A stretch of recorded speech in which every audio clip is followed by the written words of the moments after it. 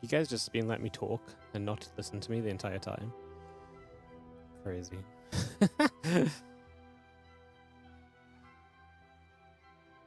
You guys, I've been yapping for like 5 minutes trying to get us set up in the game and just chattering about things and getting set up, and no one thought to tell me that. Oh my god, now I was doing this, they started the game without me.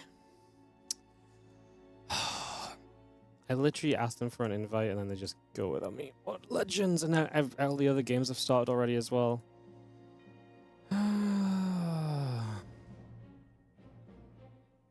Working out. Why did no one tell me the audio was off before the moment they've hosted the freaking lobby? Oh my god, I'm tilted already. Today's gonna be a disaster.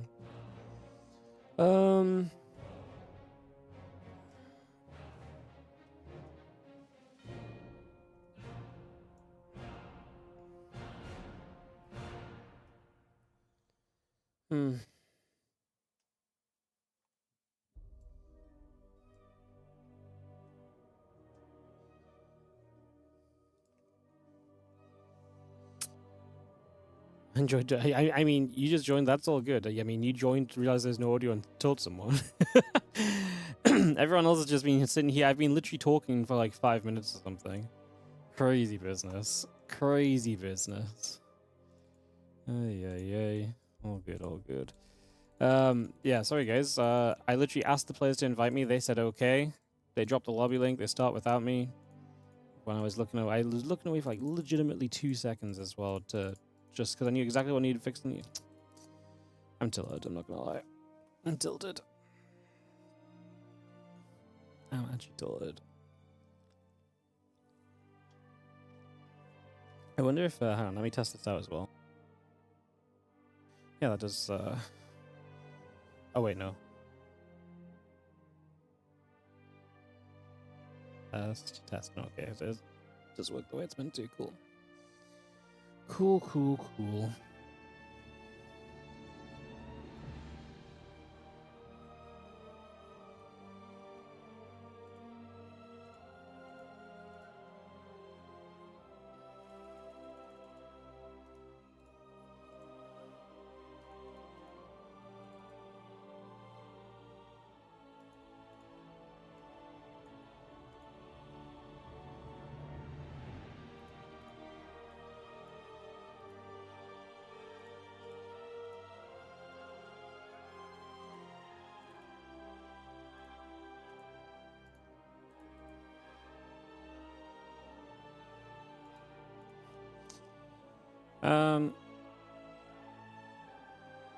Yeah, I don't really know what to do because they just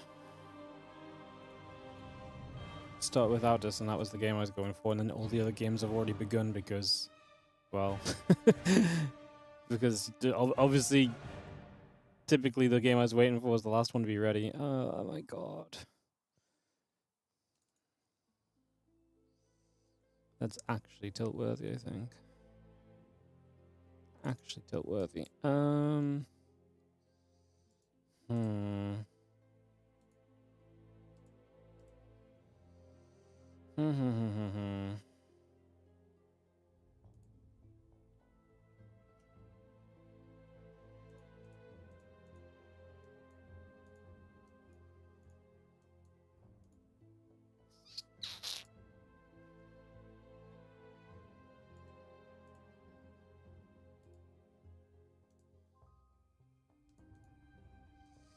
Yeah, I honestly don't really know what to do about that, guys. I do apologize. I'm just gonna have to wait for a game to come available. Bruh.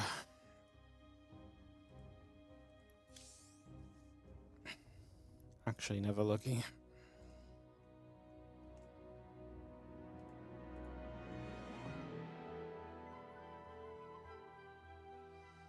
Actually, never lucky.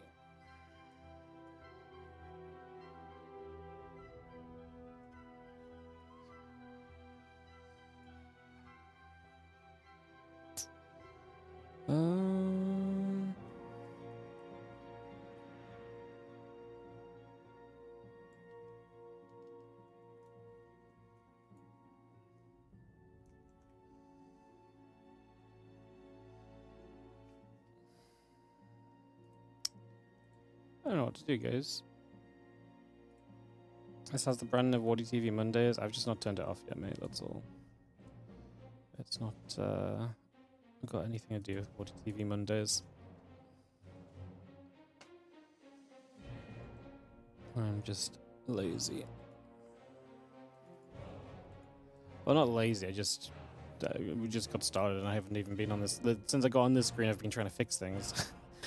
What you guys didn't hear is that actually originally my YouTube wasn't going live and working, so I was trying to fix that, and then I come over, my audio is not working, and then we missed the game. So it's pretty neat. Pretty neat. Pretty neat.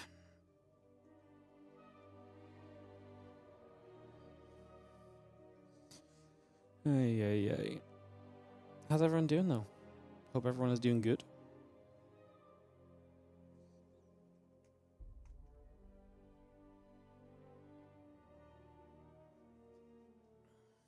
Failed your job interview. That sucks, but you just have to get them next time, man. Live and learn. Learn from it, get better. Do better next time, hopefully.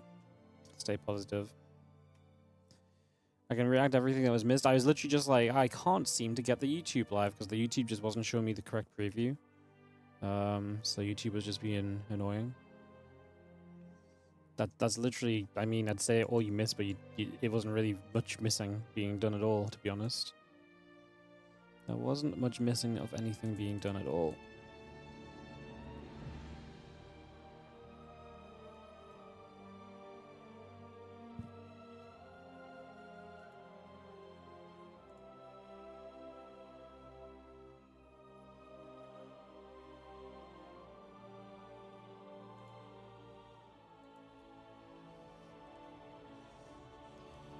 Oh.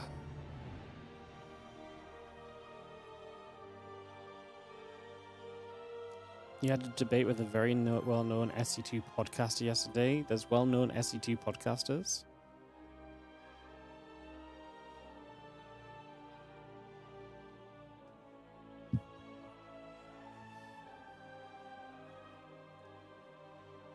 It's crazy.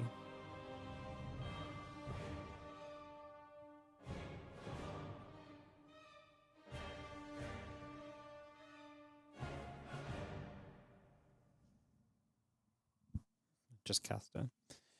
I've got hair from my face, god damn it. Today's starting terrible, isn't it? I mean, PvZ's broken. I don't think we need to mess around with anything else other than just stating that like PvZ is not in a good state at all right now. I don't think you need to wait and see anything about that. That's my opinion. I don't really want to talk about balance. There's no point when the game's not balanced. It just becomes a shit show. But yeah, I just don't think it's even close to being. I mean, when Protoss feel like they have to mass voids every game and don't even try to do anything else, then yeah.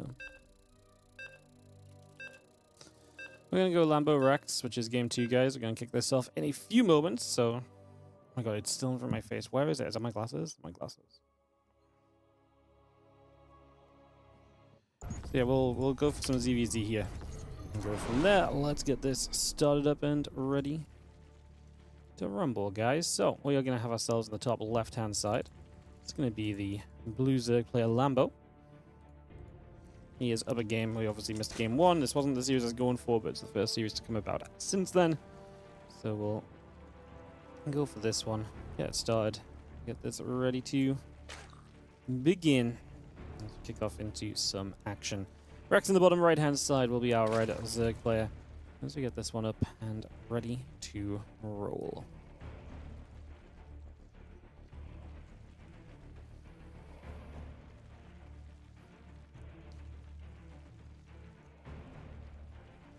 Alright, very exciting as we start up, then we'll see where we get taken. Just going to be having a few drones mining around onto this hatchery, the Overlord moving off to the sides, a couple The drones all just coming up in production, so nothing really too crazy just yet. Again, Lambo, it was about a 10-minute game that they played in this ZVZ that we didn't get to see properly. So yeah, they played about a 10-minute game one.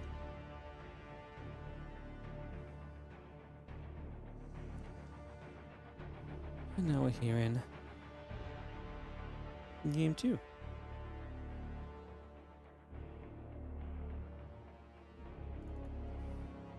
All of us just going to cross each other by.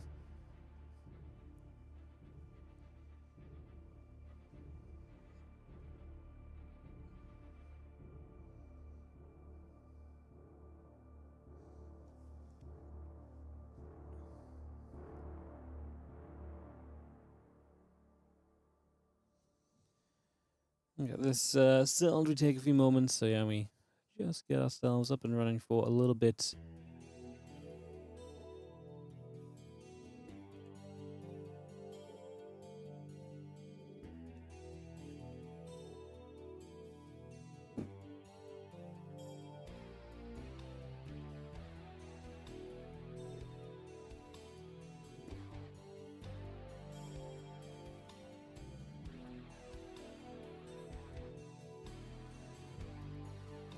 And Overlord just heading to the upper left. So Rex, gonna have a little look to see what's going on with this Overlord in the first few moments here. Get that underway.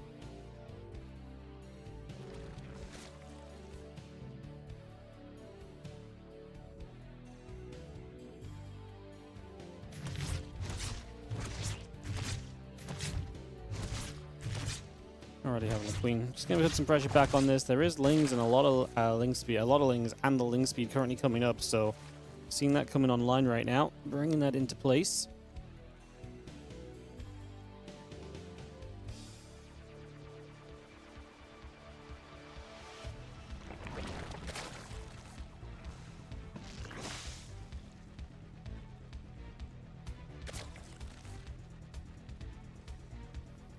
Gathering up, take a few moments.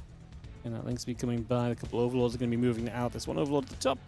I'm going to be seeing what's up. The Bane that's coming down from Rex, definitely feeling like the aggression is going to be his plan, hiding the few Lings he has in the back already.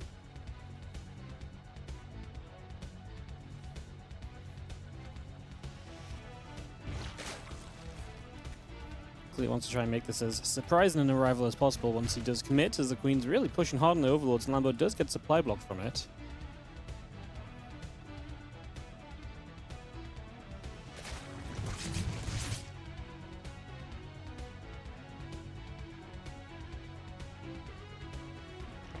He's going to take the long way around, even though we've killed a lot of the Overlords in the center. Lambo is beginning to wall off. He is heavily drawn, and he has no idea this is coming.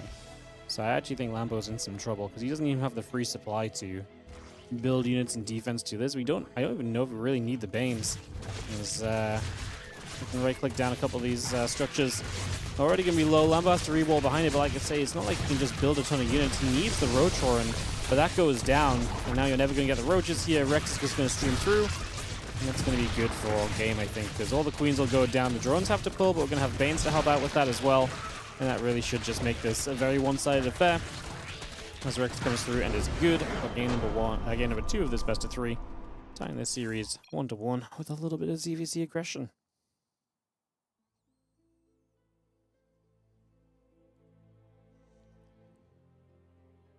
Alright, well. We get all tied up. 1-1 in this series, and a game 3, as mentioned, will then hence be coming through between Lambo and Rex. Get this set to go.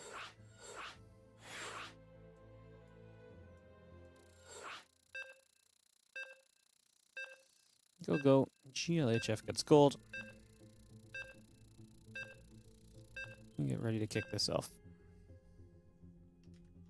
Head straight in to game 3.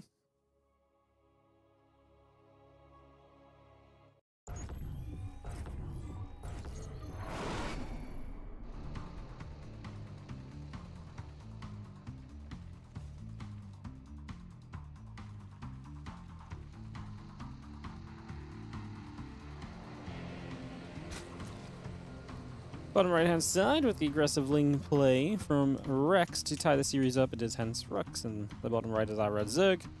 In the top left, our blue Zerg player will be Lambo.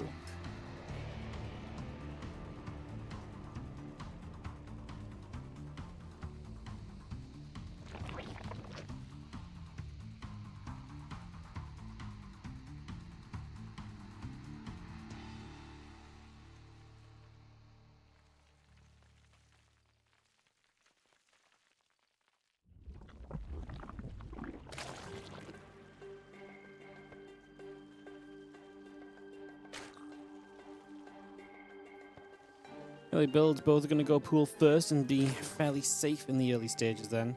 Just in case the opponent got aggressive. Obviously, we didn't get to see what happened game 1, which is a bit of a shame in ZVZ because the early game build order mind games really do have a pretty big impact game to game.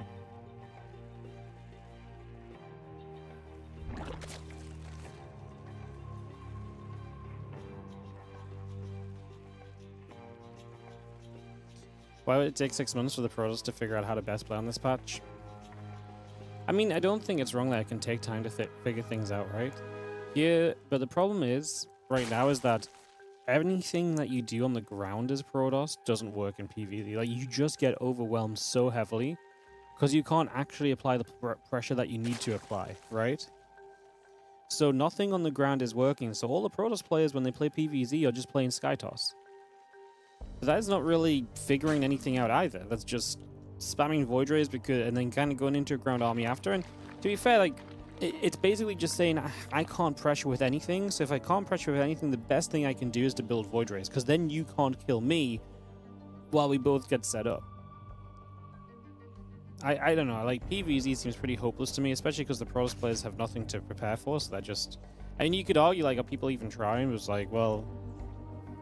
I don't know. I think it can take a long time to figure out the intricacies of a matchup, right? But I don't think it should be taking weeks for a matchup to be looking at least playable. And I don't think PvZ looks playable at the at a pro level. None of the pros are using new gateways in ZVP? Yeah, you can't. No? What does... The thing about new gateways in PvZ is in PvZ you have to wall off, because if you don't wall off you die, right? And so if you don't wall off you die, and so then all your units are producing and your units have to walk through walls. The way Protoss plays against Zerg and the way they set up against Zerg doesn't really work when it comes to using gateways that rally. It's like a completely fundamental change. No? And I mean, so what, even if you do use the new gateways, what, you can build a bunch of units at home defensively, and you know what, that does nothing, because then the Zerg is just droning, no? It's like you can build a ton of units really quickly, but I keep saying this, is one thing that I feel like people forget, it's like, oh, they can build so many more units. Yes, but they still need the resources to build those units. If you're going to spam out 2 times as many gateway units than before, you've got to find the money for that somewhere, no? And if you, how do you find the money for those extra units in a way that then lets you do something meaningful while also teching up in a matchup that you typically do need at least some tech in? And in a matchup that you need a pressure in, and the main way that you pressure is warp gate, and that's being, you know, have attacks added onto it. Like, the fundamentals of PvZ do not currently make sense.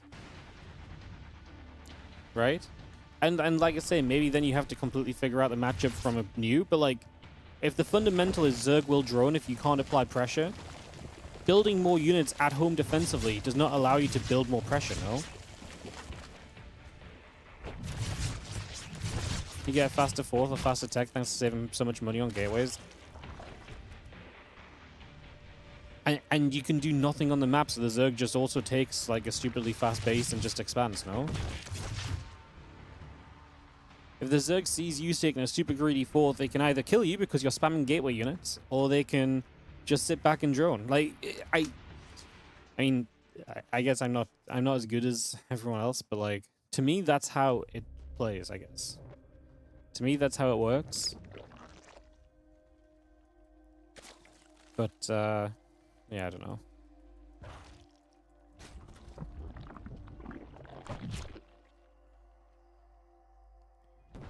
Like, trying to out-eco a Zerg without applying pressure does not work. Like this is the rule I've had built into me in StarCraft 2 for years upon years.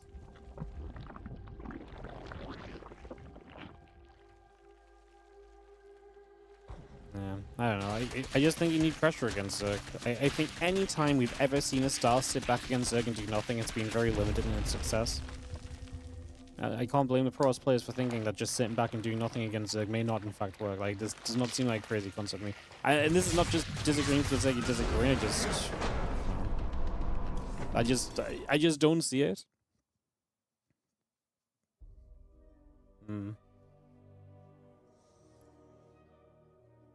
I just don't see it. Classic Q is about to play. Can we possibly catch? That's still no. I just tried to log into China. That's not going to end well. Can I get to Korea in time for Classic Q? No, my luck, probably not. We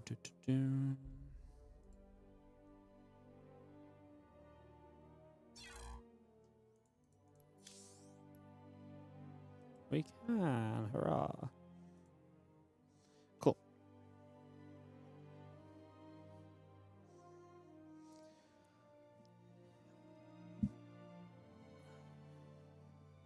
At the end of the day, it's not like ZVP is like 20% win rate or something.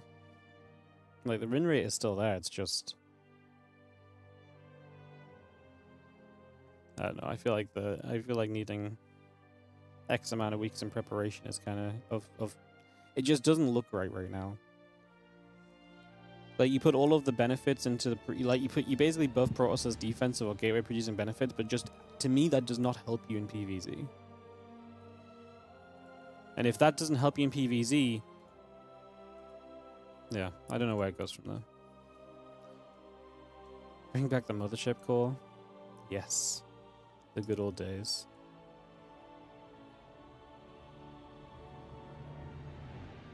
Just waiting for Classic and Kyo to host up. We'll get into this PVT for our next round, guys.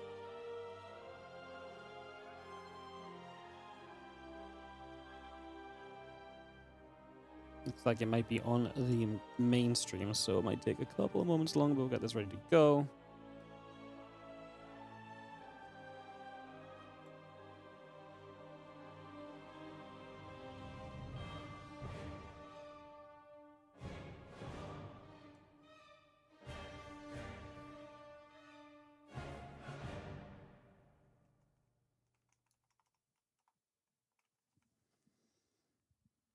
Just want to make sure we don't miss this lobby, guys. Keeping an eye on it.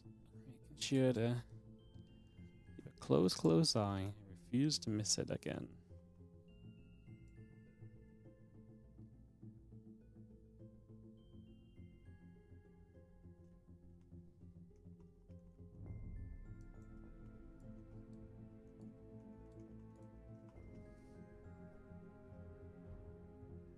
ByuN's already in the round of 8 as well. Lambo obviously moves in. He'll likely play Shin, man. All the Zergs are in the same section of the bracket. Lambo, Rex, Shin all play each other within the same round of 8 section. It's pretty crazy.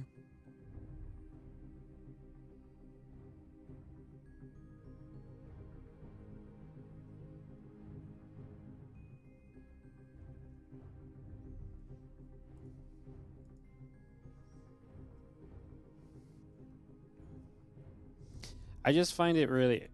I'm talking about balance, it's always fun, isn't it? I just find it really incredulous to be like, the best Protoss players in the world have just decided, like...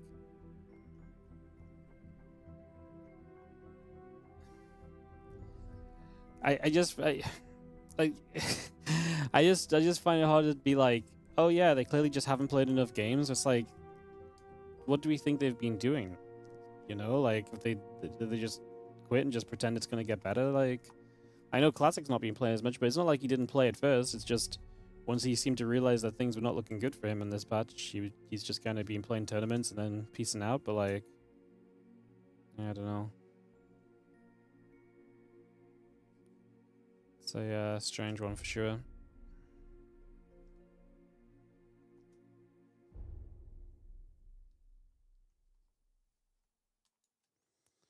It is a strange one.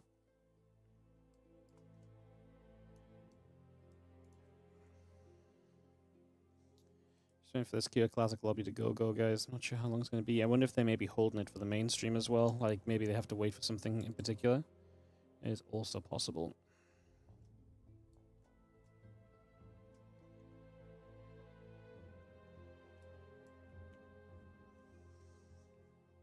And it's also possible.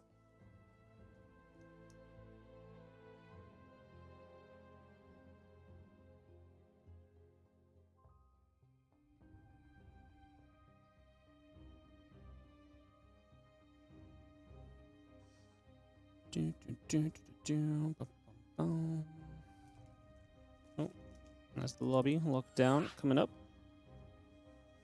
Get into this in a moment, guys. Thank you for a little bit of patience. Much appreciated. Head into lockdown and get this ready to begin. Ready up on both sides. A lot of people in here. We're the only English cast. Nice. Beautiful. Get back on track, guys, again. Sorry about the start of the day. Just unlucky the fact that we got a little bit unfortunate on the first match. At least we got into the ZVZ and there was some aggressive fun, I suppose, so it was something.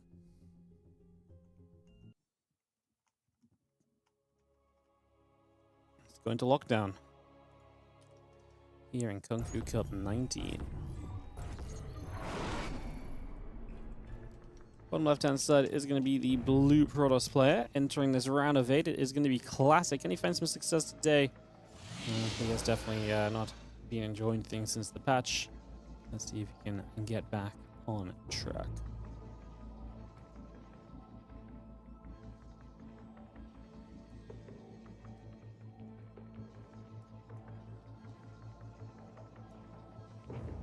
Up against Q, the Red Terran, who's actually been looking very good since the patch as well. He's actually had a lot of good results.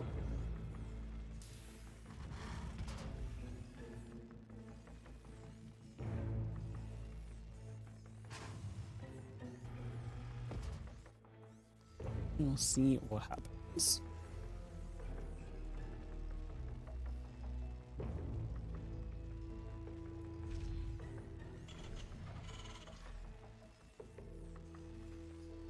Easy coming about and get settled in.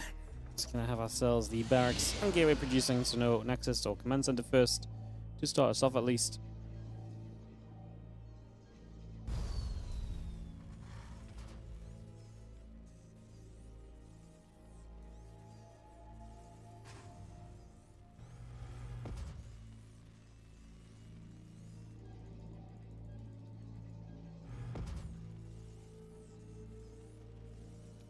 We're going to have our racks building over there then, so we just get that on the go, get that started up for a few moments.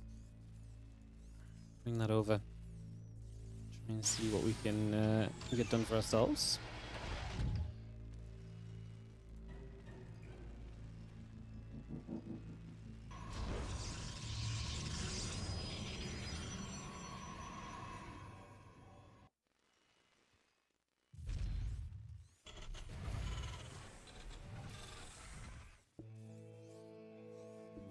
As they're coming about, just going to see that reactor coming through as well. Can get this going. Cybercore and Nexus will continue to produce for a few moments. So yeah, the CC and the reactor coming up also. Take a couple of moments on that. Get that all settled. Bring this into place.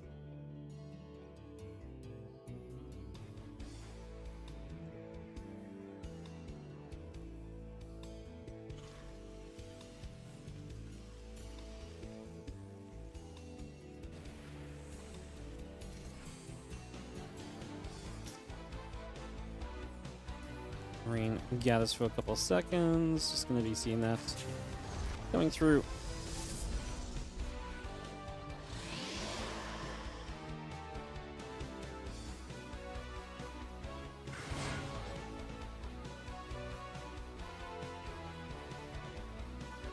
Now it sells this depth coming back over to the side. So again, just going to hold out over here for a little bit and continue to bring this into position and just see what will happen in these next few moments. Adept gonna shade forward, just gonna get after that Marine, or at least try to go for this.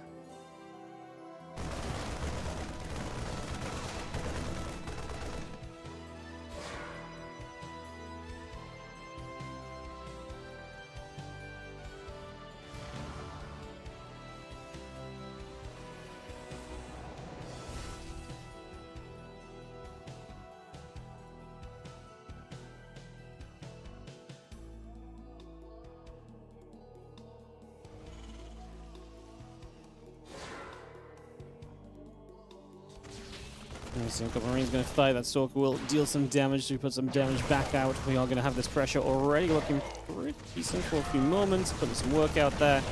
As you can see, I'm just going to be seeing a couple of Marines able to, with the high ground especially, get themselves back on track for this one. For the moment.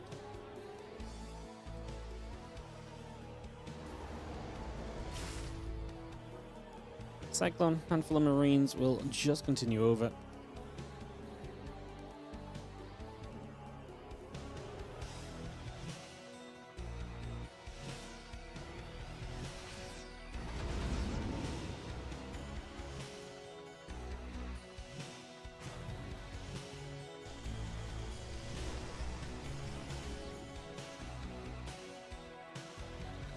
Trying to see if we can make happen here.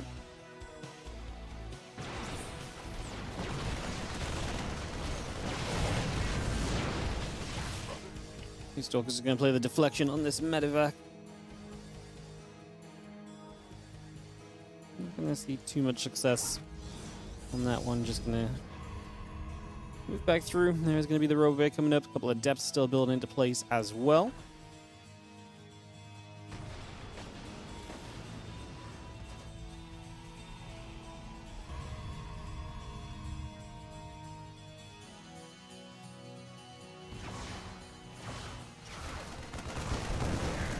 Comes back over, trying to harass, gets rid of a few SCVs, so the damage actually adding up nicely.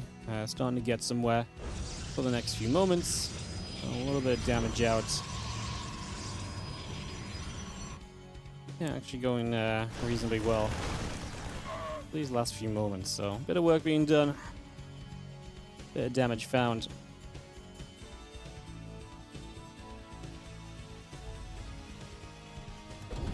You have the SCVs just going to return back up to this main base. So Q going to try and get back to where he was at. Classic behind this, going to go for the Colossus, the extended thermal lance coming through as well. A couple of gateways and Twilight Council all continue to be produced. So again, bringing a lot of that into place, bring that online for the moment.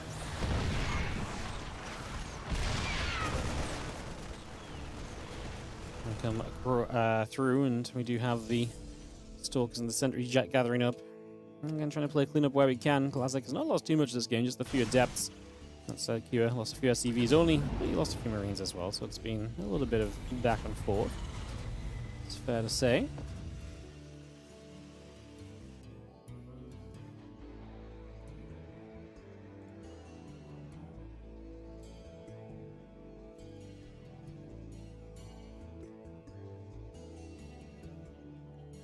Classic Chrono Boost and bring this economy back online. Extended Thermal Lance Charge. All coming over, the Forge and the Gateway coming by as well. Continue to bring that into place just currently.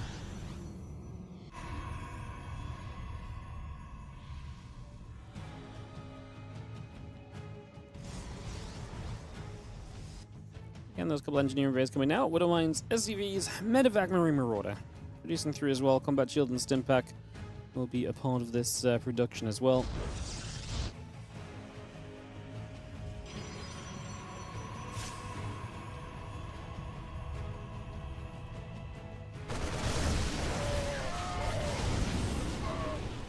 More probes. You actually have the Colossus drop on the other side of the map from Classic. It's kind of crazy, Colossus drop without prism speed. It's so risky. You're basically putting your Colossus at risk at at any point here. So yeah, a little bit surprised to see him actually, like I say, just Colossus dropping. It's not even that I think Colossus dropping is bad. It's just the fact that usually again you need to have prism speed to kind of really make it so that this is safe and that you're not going to lose the Colossus. Because if you lose the prism and the Colossus inside of it, you're going to have a very, very bad time, right? So that's definitely something you're typically a bit more cautious about, or you set up to make sure that you can do as much for.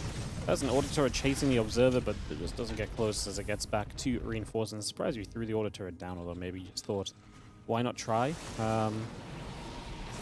It's maybe just a little bit riskier than it needed to be, though, at the end of the day. It's going to seem a little bit. Bio will knock down this cooling tower, knock those rocks back for a moment or so as well. Going to bring that back across.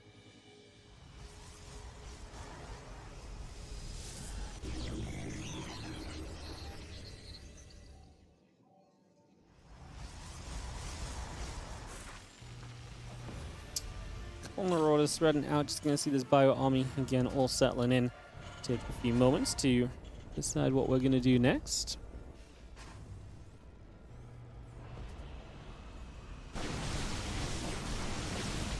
You can see Classic at least taking some time to knock through some rocks and open up some space for sure, so he makes a bit of progress.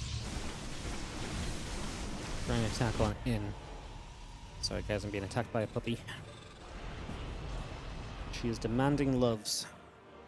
Would you believe it? She is demanding loves.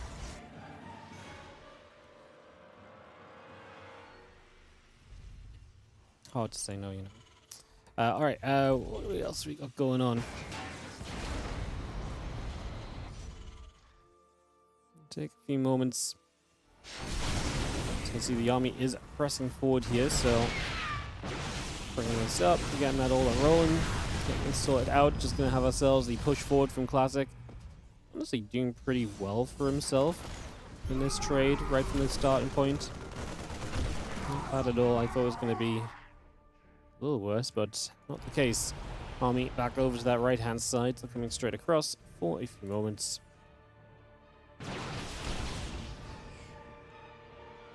So Stalker and this main army, I can say everything is just here. We're going to poke onto what has just been a freshly built 4th base. Try and put some damage onto that. And we're actually going to dive this. This command center may go down. The Vikings are very inactive. They're just very far back. Not really doing much of anything just yet.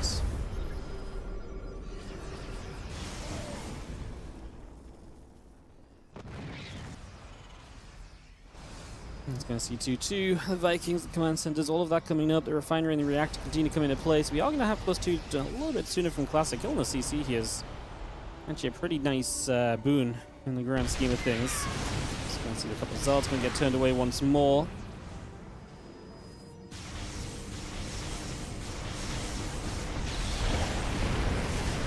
Cancel another command center, which is just nice. The position Classic's put himself in is very strong, and now continue to push up. A couple of Archons getting underneath those Vikings. If we just target fight the Vikings a little more with these Stalkers, I mean, he's going to put some Prism Maker out now as well. Still lose one more Colossus. The Prism going to be a target. I'm a little bit sad because I just felt as though this could have been a little bit easier for Classic. Because I actually do think he just did not target fire where he could have target fired. I felt like there was so much potential for him to make things happen.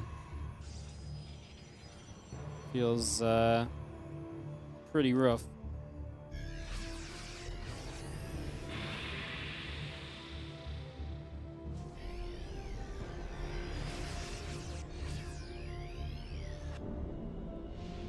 Stalkers, Colossus, a couple of Archons still gathering up together as well, so we still try and do what we can with this for the moment. Fire through, some more shots going off.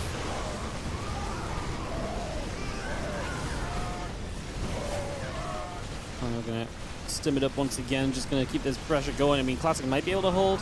Have one Colossus in the background, very important. The splash damage it's providing is huge in the grand scheme of these trades.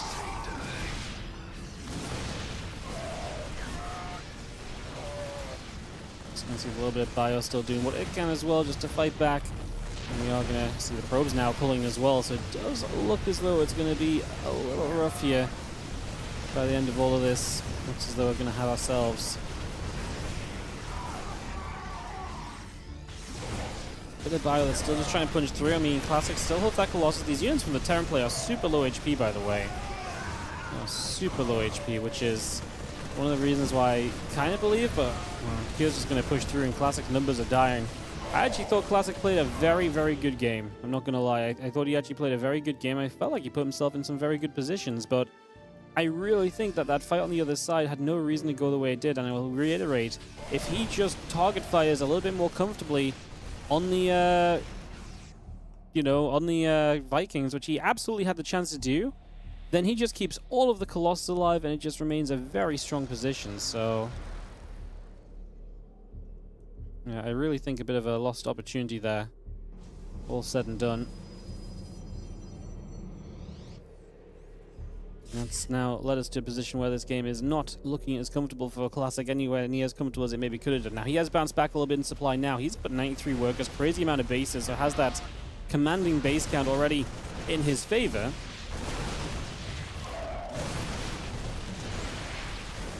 Bio, Vikings just gather up. We take a couple moments.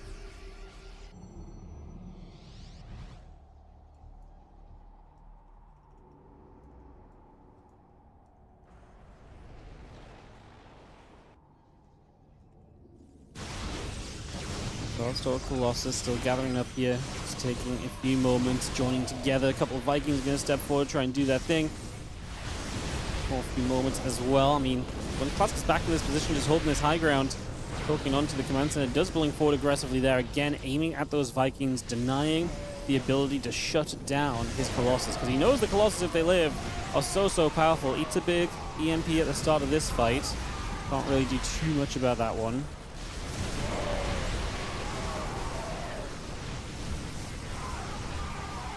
And the EMPs are just going to land as this command center going to go down again, so at least we're denying the 5th base. Classic keeping the pressure up and definitely stepping much more comfortably back into this game right now than where he seemed to have been going. Like I say, it looked pretty grim for him for a few moments after, well, I felt like a bit of a throw-over on this side, but back on track now. These Colossus obviously putting in work is going to be enough. We're going to be good in the end, and that is going to be game number 1, going to Classic, so he gets the victory, even if it was a little bit hard fought. Crazy. I actually, just like I said, I really thought it was going to be just simpler for him with the way it was all starting up, and obviously it could not have been any different to that at the end of the day. We'll head into game 2, and lobby is up. Let's jump into this, and we'll be away in a second for Washout. Classic versus QS. Second map of this best of 3 in the it's round of 8, yeah? Round of 8. Other round of 8 matches, Lambo will indeed play SHIN. As expected, ByuN will play Percival, who beat Shameless, and Showtime is waiting for most likely herO. If Classic wins this, it's going to be PvP on this top side semi-final. Will be a guaranteed Protoss in the finals today. Be interesting. And then obviously the bottom side is looking as though it will definitely be a TVZ semi-final. So that is where things are moving to at the moment, guys, as we head to Washout. Jin Kamui, how are you doing? Thank you so much for the 15-month resub. Much appreciated. Thank you for helping us out and supporting. Always appreciated. Always goes a long way. You guys know it. Again, if you are here early, by the way, on the YouTube, if you're already watching, oh, well, if you hear me saying this, you're obviously already watching, but if you're on the YouTube, do consider taking a moment just to drop the little support, which is a like and a sub. It is free to do, helps us out massively. It's hugely beneficial for us, especially early in the stream. It's really important because it just allows more people to find the stream more quickly, and that momentum definitely can build up over time. So hit the like, hit the subscribe. We'd greatly, like I say, appreciate it if you do. Thank you so much.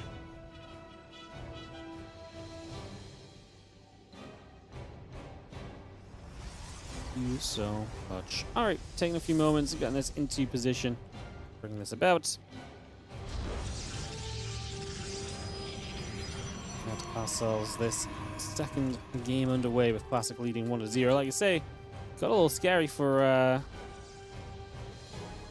Classic a couple of moments there. He brought it back. It was fine in the end, but I would imagine he would have preferred not to have had to get so close in the first place, typically.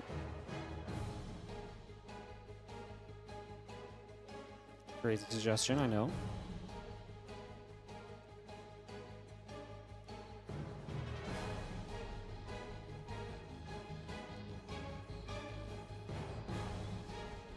That probe comes across the map. Just going to step over here for a couple of moments.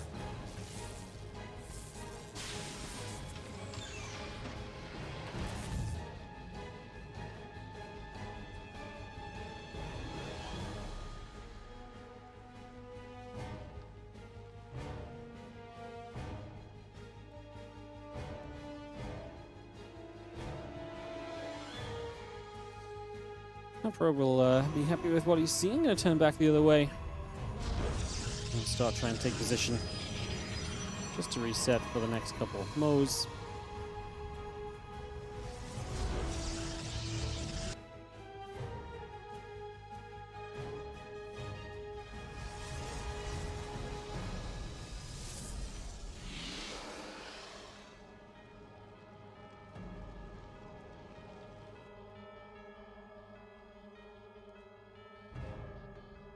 And this Reaper comes across the map from Curious. He looks to obviously have a little bit of a scout and to see what's going on here early as well. So I'm bringing that about, getting this all sorted.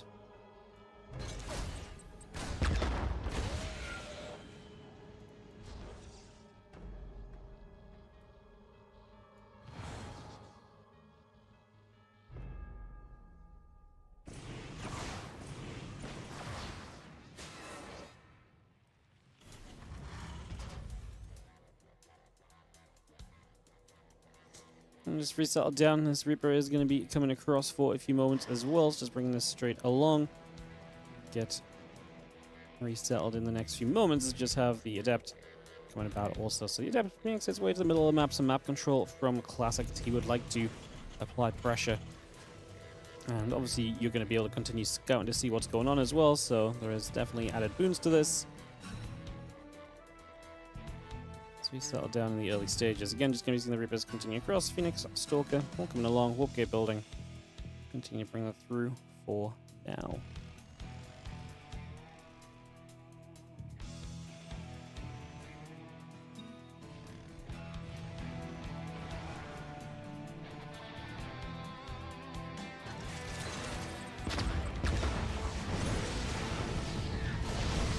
Yes, the Reapers and the Hellions getting through. Always dangerous. You never love to see this realistically on the side of the...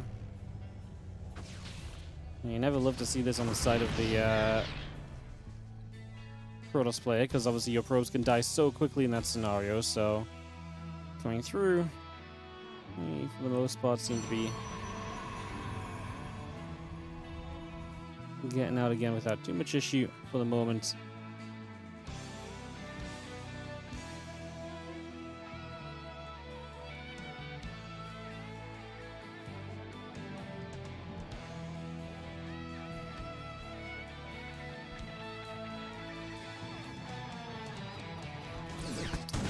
Have a Widow Mine that just gets a little catch, nothing too crazy at the end of the day.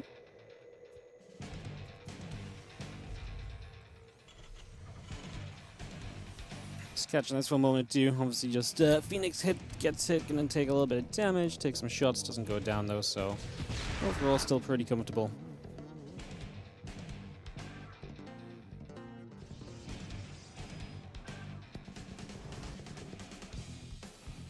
Phoenix just gonna regather themselves and push straight across.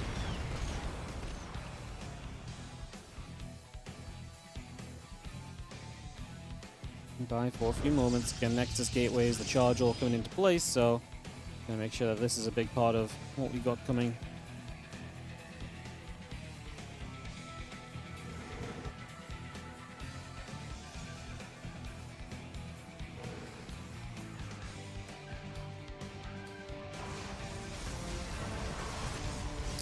Reaper gets back in, low HP, but still surviving, most importantly, so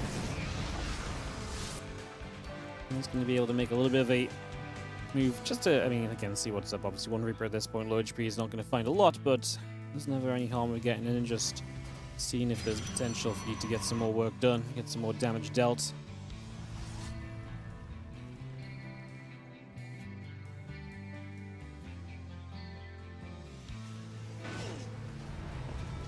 Fire gathers, the Viking and the Cyclone joining up again, +1 on the charge, both continue to come on through.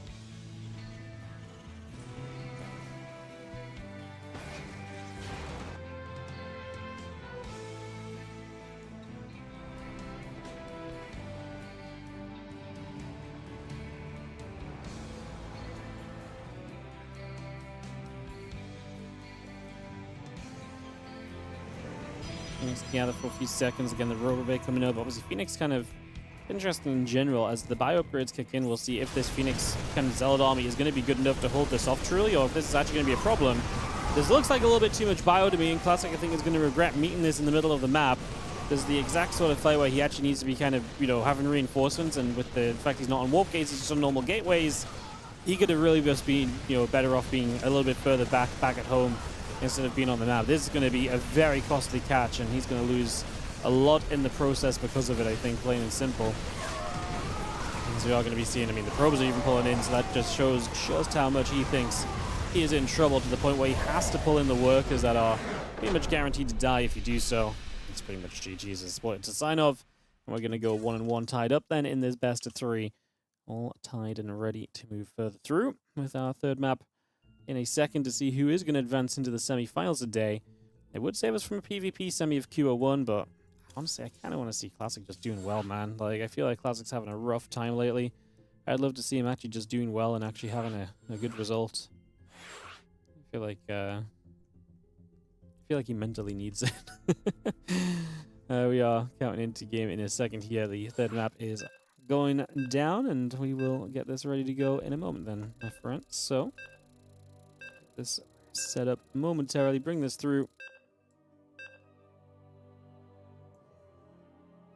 And let's load into At Eternity's Edge for a deciding map.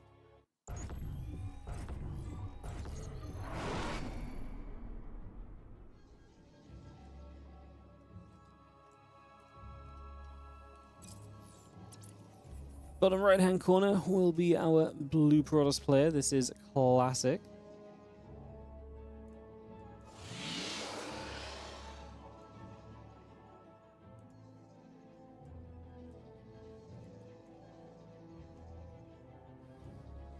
In the top left, our red Terran is going to be Cure.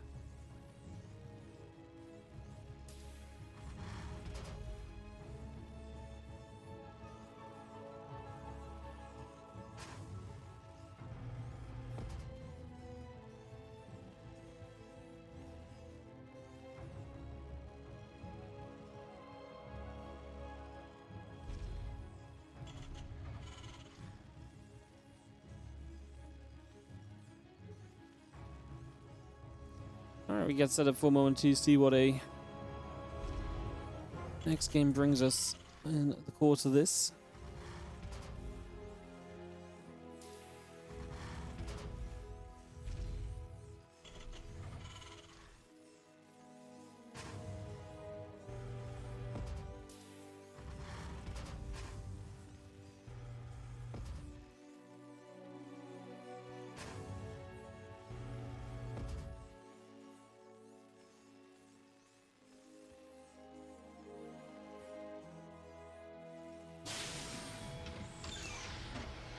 Board gates aggression straight off the bat here on the side of Classic, so he's just going to put a couple gates down aggressively right from the very beginning of this, get that settled.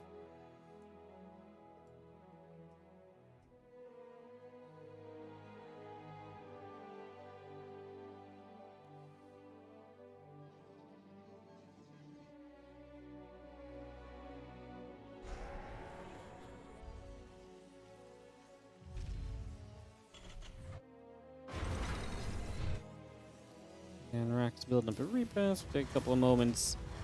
Get that settled down.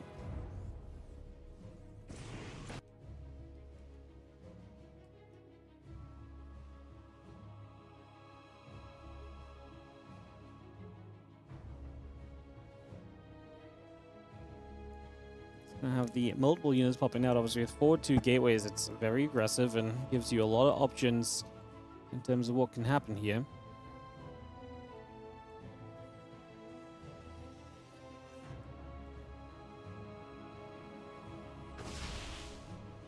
Reaper is actually going to fall as it comes down. So Q had no idea about this. He's going to be able to raise the wall. Second Reaper is here as well. As you just see this first depot now already taking damage. The good news for Q is he didn't expand super quickly, right? This could have been a whole lot worse. Could have been a whole lot worse, to say the least.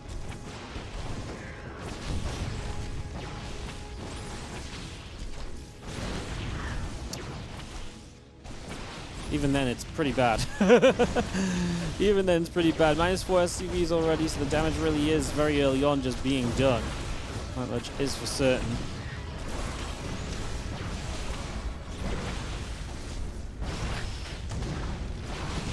I'm just going to say GG. It's that done. Yeah. Unscouted. I thought maybe with the fact he has the couple extra units coming out early, maybe it would make a difference, but obviously nowhere near enough of one. That's going to be GG's. That's going to be our quarterfinals, guys, wrapped up already. So, bam, bam, just like that, we are done. Not sure what we jump into next. I guess we'll see. I don't know if they've held something for the mainstream. That does oftentimes happen. They hold a match for the mainstream or so, so that we can, so that they can kind of move on into the next round very smoothly. So that might be the case. Like I say, not 100% sure just yet if that's the case or not, but we can try and figure it out.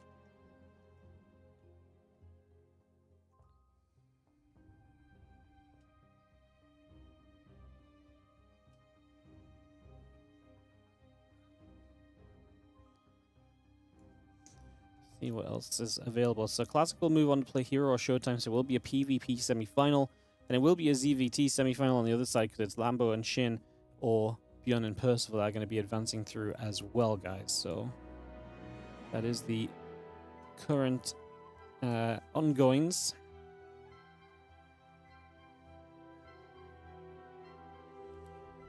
Percival and ByuN are in a long game, unsurprised, and it's TVT. Percival especially seems to end up in a lot of long PVTs, so can't be overly shocked about that one, I don't think.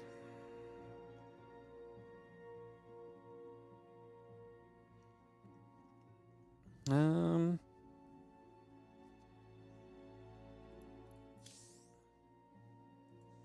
yeah, I guess it's either... Yeah, I don't really know what whether we should swap server and maybe try and hunt for the game coming up on an A, but it seems like the guys on an A are all done at the moment too. Which is not ideal.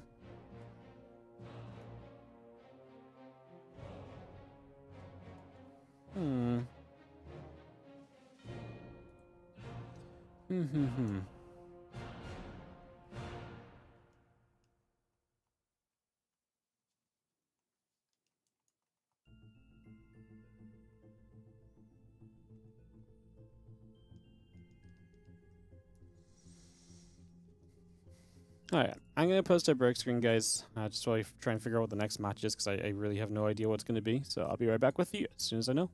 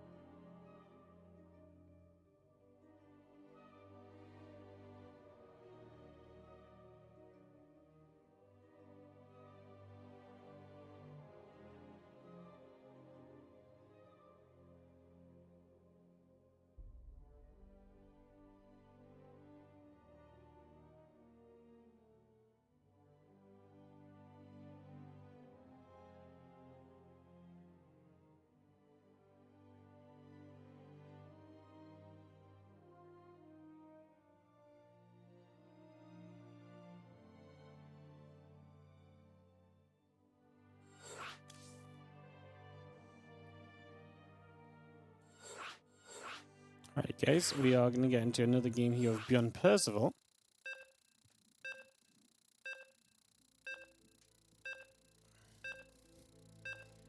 It's going to be game 2 that we load into here in just a couple of moments, so thank you for the patience. Like I said, it's a bit messy. Coming out of game and the next game being... I don't really know what our next game is going to be and so on initially, obviously, and stuff. But we are starting to get at least a little bit more on track. Do you just need to jump on someone's stream and have a look?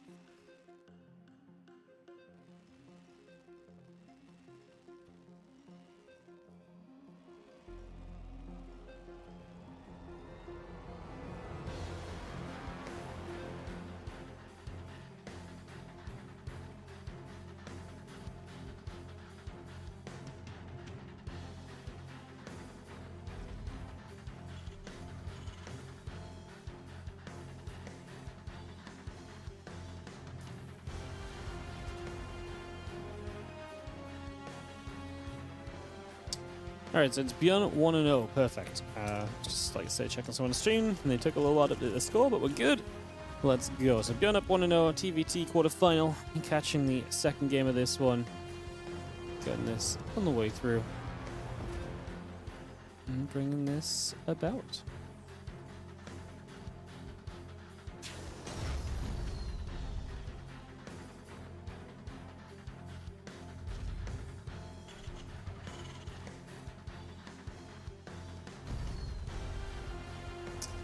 Alright. Johnson coming over, taking a couple moments. Obviously, ByuN, it was a pretty long TVT that they were playing previously, by the way, so they played a pretty long TVT before going into this game too. ByuN does win the longer game. Let's see how this ends up happening.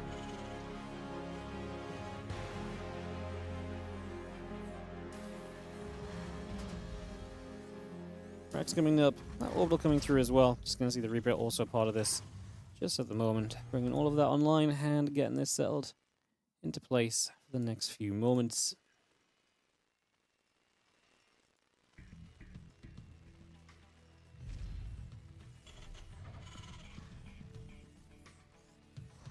Again, Reaper coming about, the factory coming through. Just going to have the SCV nearby, going to drop down a depot as well, so just going to pop that into place for a few moments. And yeah, command center coming up as we speak.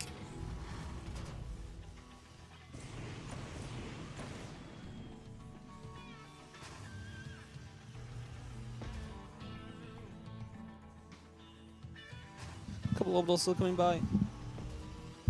So Percival going for that command center first and kind of getting away with it. Doesn't look as though ByuN's going to be necessarily doing much to stop that right here, so we'll slow that down to stop too much else from taking place at the moment. We continue through this. Reaper will be a part of this as well. Just coming across, putting some work on, putting some damage out. Because we'll go up against one another here for a few moments. Yeah, it doesn't seem as though ByuN's going to be able to... I mean, he's going to go with 2 Reapers now, so if there is an opportunity for him, we're about to see it as the TLDR, so let's see if it is going to be a possible success story for him or not. Reaper's coming by, putting some work on. Like I say, take a few moments to get this settled into place. And a couple of Reapers and the Hellion both gather up.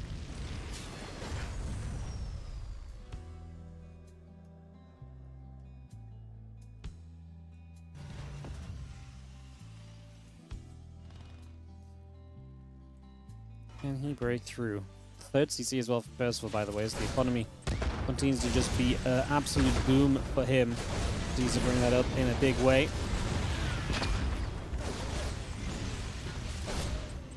Reapers and the Hellions both continue to come about. We are going to be seeing the few SCVs pulling in. ByuN looking to try and, like I say, undo some of the advantage that Percival's created with this super early command center setup.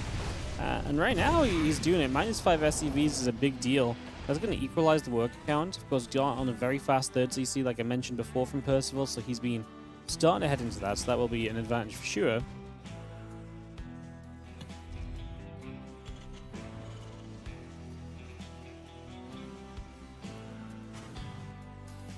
Making our way along and around the cyclone. A couple of Marines just going to gather up. They will take a few moments as well.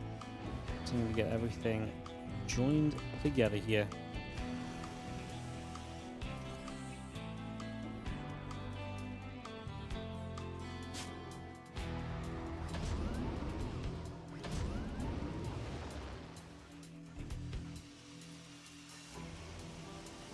Even the few Marines will gather as well, so we just have them being a part of this very soon.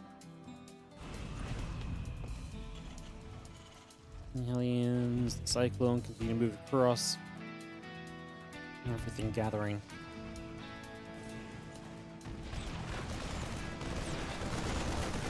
For the next few moments. Just going to see the Marines and the Cyclone will get in here and actually going to find themselves a chance. Put a little bit more work into place. A good drop from ByuN, keeping the pressure up, keeping the damage going, it seems. At this point in time, you see the Cyclone and the Marines continue to gather. We are going to push through. Raven and a couple extra Marines continue to come across for the moment.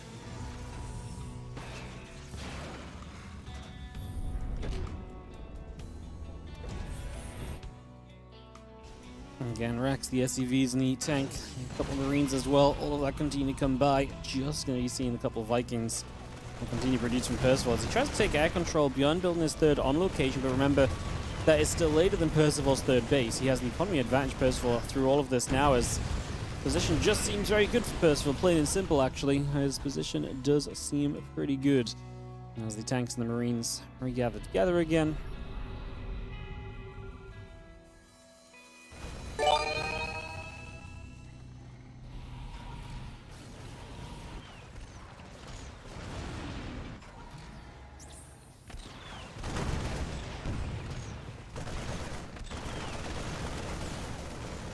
Let's see, ByuN at least is going to get a siege up on Percival's side of things, so applying some good pressure on this side that obviously should realistically help quite a bit.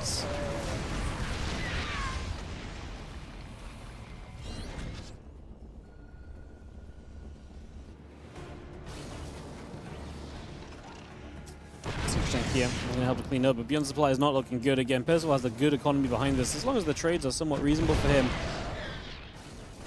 Be pretty happy with where this game's at, and I'd say the trades have been extremely reasonable for him. I feel like he's been doing a fantastic job, and right now continues to clear ByuN out, looking to try and tie this series ones apiece in the quarters for a chance to be moving towards today's semi-finals, heading to game 3 of this one.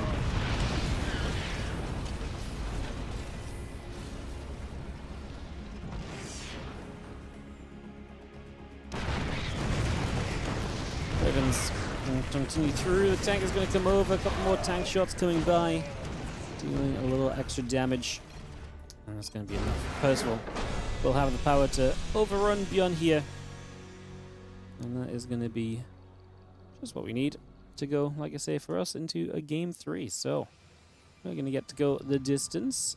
Exciting, exciting. Let's jump on out and get ourselves ready to jump on into a third map of this one then. I'll take this away in a few moments with Percival ByuN TVT continuing. What's up, Darksaber? How you doing, mate? Thank you so much for the 21-month resub on the Prime. Much appreciated.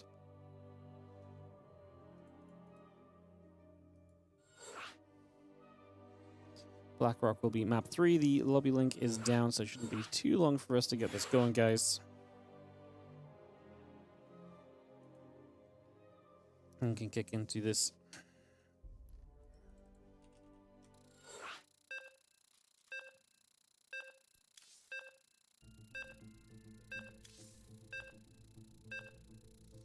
Just have to rejoin the lobby, guys. Give us a second. herO did beat Showtime 2-1, so it's herO Classic in the first semi-final. Lambo beat SHIN 2-1, so it's going to be herO Classic in the top semi, and then Lambo against either ByuN or Percival in the bottom one. So,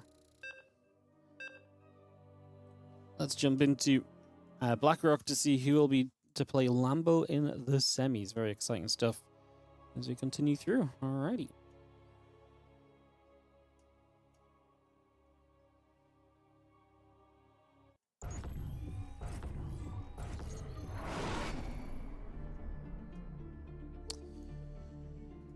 We're going to have this tied up TVT beginning in the top right-hand side. with the red Terran player ByuN. In the bottom left, our blue Terran player is Percival. Game 3 of our series.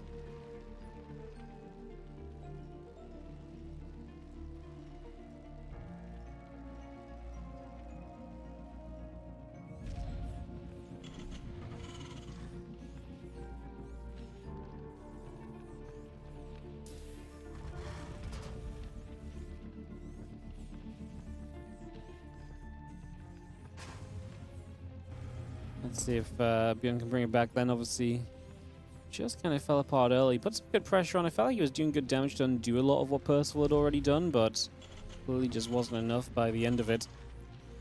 So barracks comes up on either side. We get that going. Twitch just broken out. Let me tab for a second. Just get that fixed. Beautiful.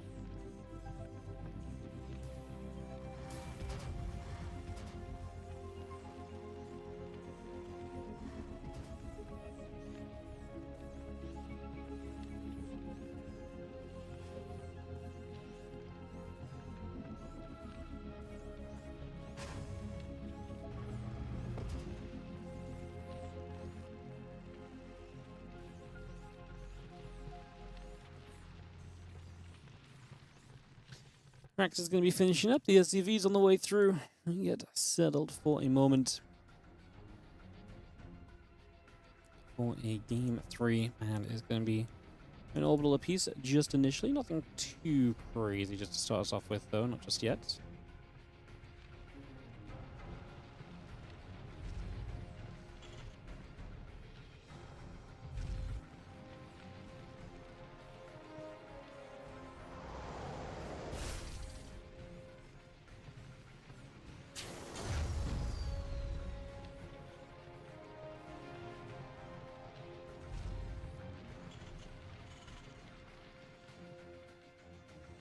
Reaper comes over.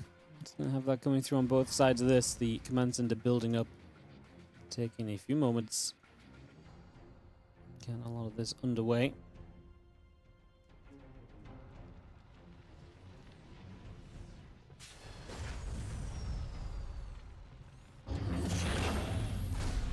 Reaper's going to start poking at a couple of these depots. Just going to see the SCV coming by for a few moments as well. Just bringing that straight through. This Reaper is going to go chasing after the other Reaper for a little bit as well.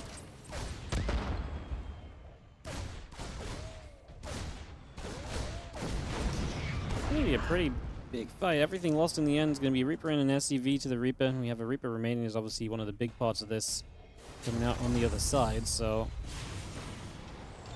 lots of major boom. Just going to see the command center dropping in the base. We get ready to tech up into future economy. Already have a 2-base setup, both of them building a third CC, so yeah, both of them just playing a big macro kind of game right now. Both happy to let this go into a much later, longer stage. Shouldn't really be coming as too much of a surprise. I mean, TVT, especially with this cheaper third, it's definitely something you can just do. I mean, we saw Percival get away with it against Aggression last game. And in the mirror, you oftentimes see this, well, mirroring of setups. There's not a good way to punish it, then the best thing to do is to join in and do it yourself, right? So that's kind of what we get going on.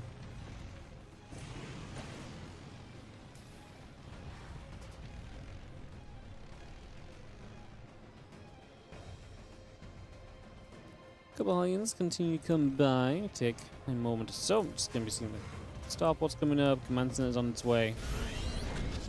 Bringing a lot of this into place. The barracks going to come floating over as well.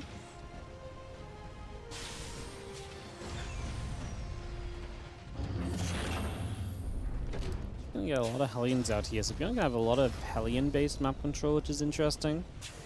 Let's see if that's going to be enough to have a significant impact on this setup. He's still cranking them out as well. It's funny, I mean, so is Percival. So they're both going for the same build, and you're seeing the same impact on either side at the moment.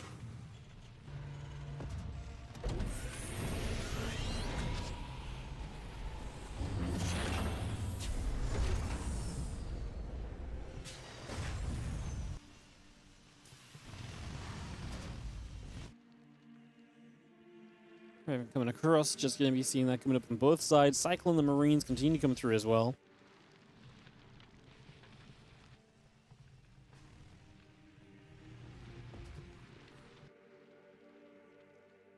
Hellions, Reaper continue to come across. The Raven is about to finish on the side of ByuN. Marines and the Cyclone coming across as well. Just going to see that interference matrix continuing to build. Yeah, that Raven coming across. SCVs pulling over the side. One SCV drops already. Just going to see the other SCVs pulling down. Hellions looking to try their way through as well.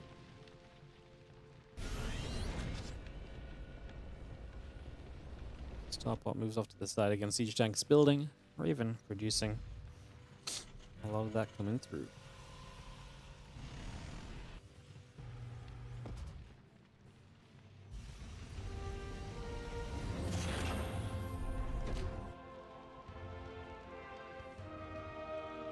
There's a couple of Vikings still making their way out. Siege tank, the Marines, all coming up.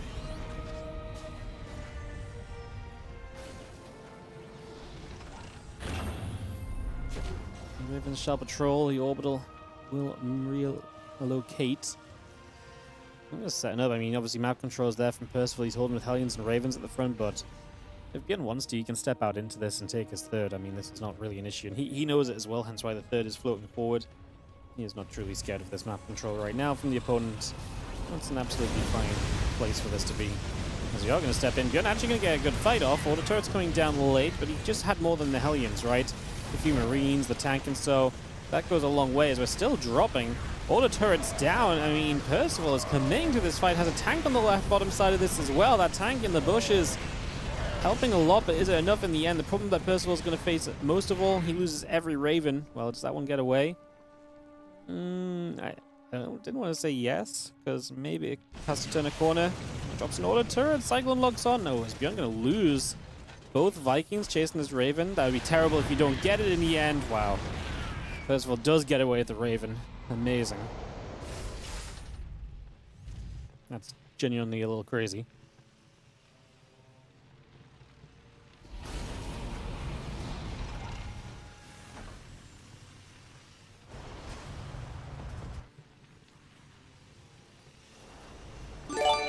Yeah, that is genuinely a little bit crazy. Well, I mean, nice job from Percival, because having a Raven up obviously allows you to do a lot. Continuing into the future of this. Again, there's 1-1 upgrades, a stim pack on the way, the combat shield coming by. Continue to bring a lot of this up.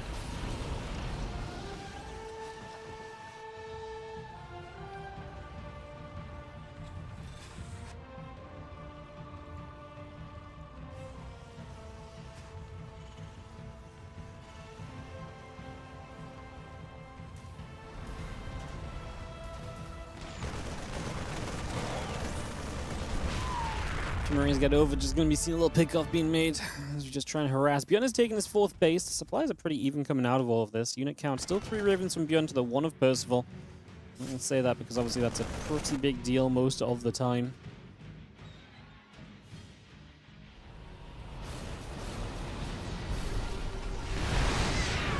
You see those Ravens coming into use right now. There is some other air control on the side of Percival. Having those Vikings is nice, and the Matrixes were good for ByuN, but he needs to break through now while the Matrixes are still active. He is going to get rid of 1 tank. He's going to get the 2nd before it comes out of Matrix as well, and the reinforcing tank just gets saved. Medevac liftoff good to actually save the day for a moment. Another few units gather back together, then we take a second.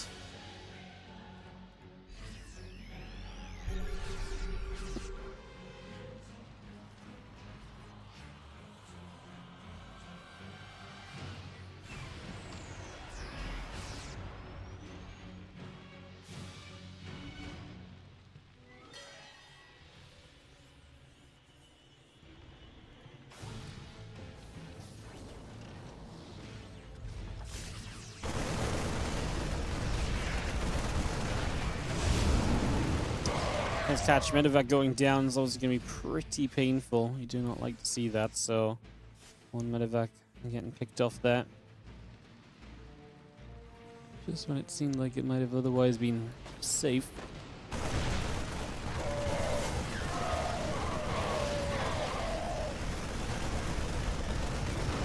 And the Marines are going to be able to make a play for pick off there for a second or two at least, so we're able to take that down. It's a big deal.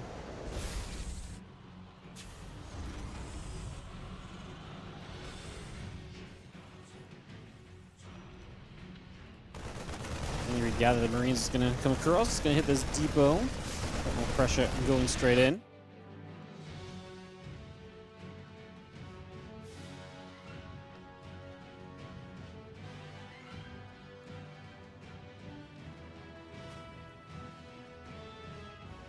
Good movement from Percival, keeping himself in a position to continue putting more damage out is very cool, and continue to go for that at the moment.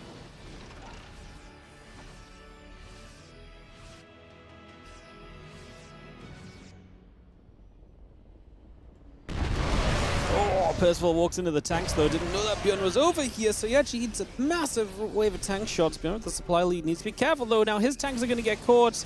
Does he just lift and get out of here? It kind of feels like that might be the better option. He's going to go for the siege. And will get siege. Reinforced Marines are showing up from him. He gets rid of the flanking units. He's going to kill off the tanks.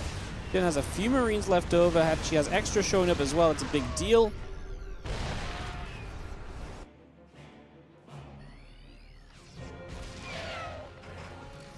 Crazy moment or two as you have, ByuN still maintain a lot of supply lead over the opposition for the moment. It's going to be seeing the Marines stepping in defensively from Percival, trying to deal with the drop. Gets a 5 SCVs though, already successful.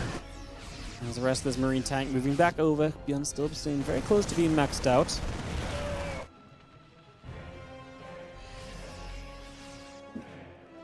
Hey, Screaming Waffles, thank you so much for the 34-month resub on the Prime. Much appreciated as our Marine tank army again gather here for a moment.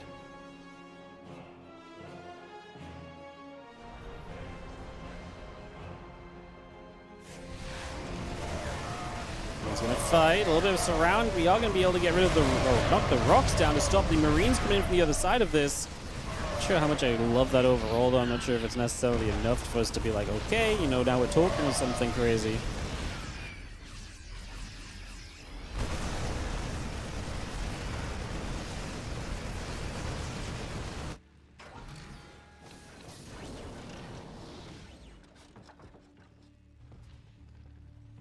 Upgrades continue coming through. That +2 vehicle weapons continuing up as well.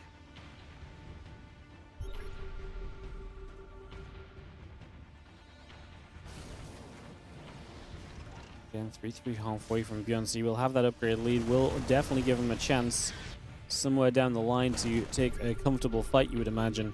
3-3 to 2-2 in a TVT. Obviously, a lot of it depends on whether tanks are in play or not, but even if the start of a Marine fight is very good for you, that can be a massive factor, so definitely something which I imagine is going to be, like I say, an interesting thing to track, if nothing else.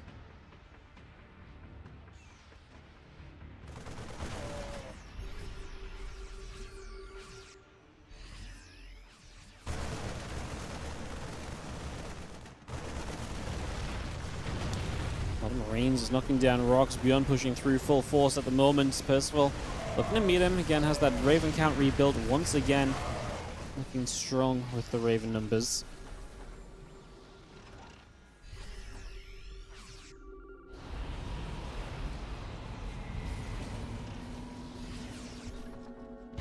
He's trying to push through. Not quite going to get anywhere just yet. A couple tank shots are still going to be good. So again, for now, you put some good pressure back out the other way. ByuN really trying to hunt this down. Loses a medevac as his other units showing up, and Percival just has to turn tail and run and hope he is able to get far enough away soon enough, basically. Doesn't seem too bad. The other Marines showing back up as well.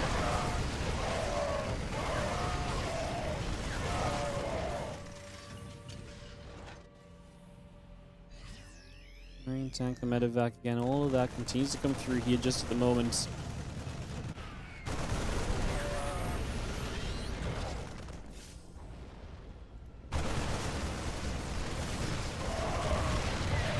Knocking down the rocks. Man, how many sets of rocks are there to knock down on this map? We've seen a load of them be knocked down over the course of this, which is pretty cool because it is changing the map and the way the players are able to interact with it with their own army movement. So,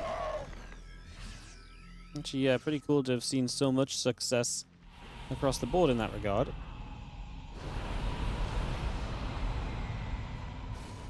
Again, rocks being used effectively. Was a bit of fun. 33 coming about.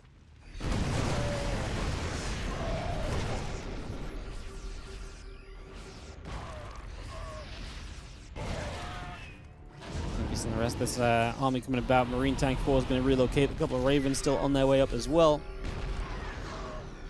Now we're going to see ByuN pushing back to the center. This turned into the kind of TVT you probably expected to look like.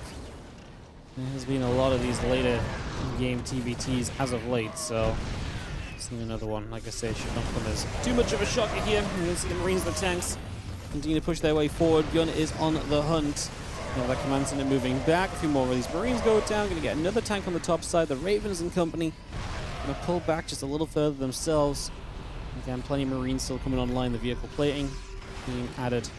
And that Viking just going to poke at the medevac for a few more moments as well. Minus 8 SCVs over the course of this. I don't think 8 SCVs are going to be the be-all and end-all for ByuN or Percival at this point. They both have very strong economies. Rebuilding back into the economy when you have this amount of bases is going to be fine. This is typically going to be a much more of a they're just going to see the Marines. The tank's going to get through. A couple tanks going to get caught.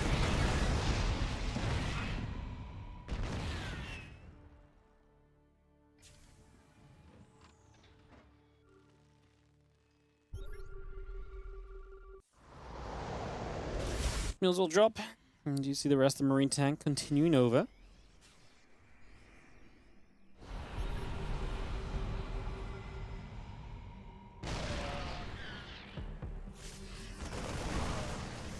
Marine tank Raven continues to come through. Just going to be seeing the couple of Vikings still coming over. A couple of CCs in the Planetary Fortress coming about as well.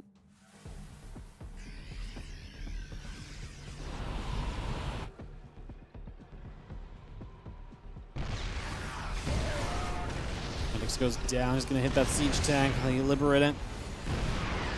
We'll set up, obviously, air control. Such a big deal in this scenario. It's funny because ByuN doesn't always fight with the air control. He oftentimes fights with the heavier bio count. Not really doing too much of that at the moment, though.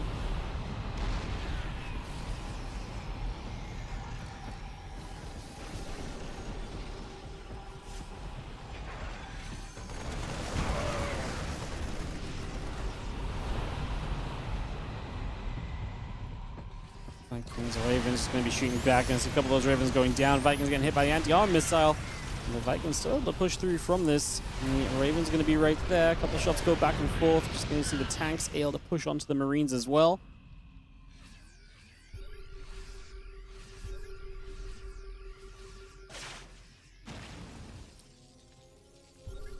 Resources lost in this game, 22.8 to 18.7k.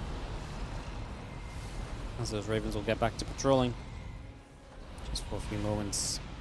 A lot of Vikings and Ravens just going to be shooting around again. The +2 ship weapons and plating all continues up. The vehicle weapons, +1 ship weapons, again, a bit of everything coming online there as well.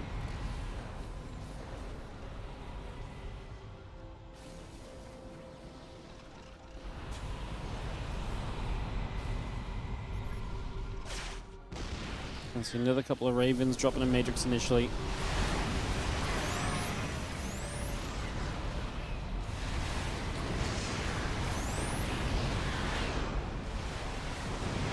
Viking shots going to be hitting. The auto turret's going to go back and return. A few Vikings gather. Again, a couple of Ravens, the Vikings, the +3 vehicle weapons, the +1 ship weapons coming through too. This army of ByuN just sitting on the edge, looking to try and push that a little further forward to break into this forward line. Both players are taking pretty much every base that exists on the map. You're going to see ByuN pushing in aggressively again. Hits an anti-arm missile, has a good Viking count. Some of the Ravens of Percival doing some tanking. I don't know if that's intentional, because he needs to kind of offset the, you know, the Viking numbers, but obviously it's expensive whichever way you look at it, which is not ideal.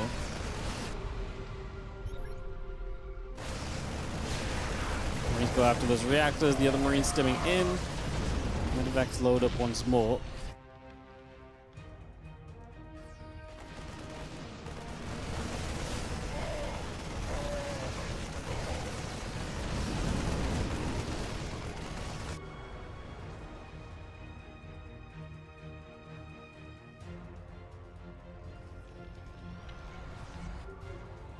One more scan. Just going to see those tanks continue to siege for a couple of moments, setting that up.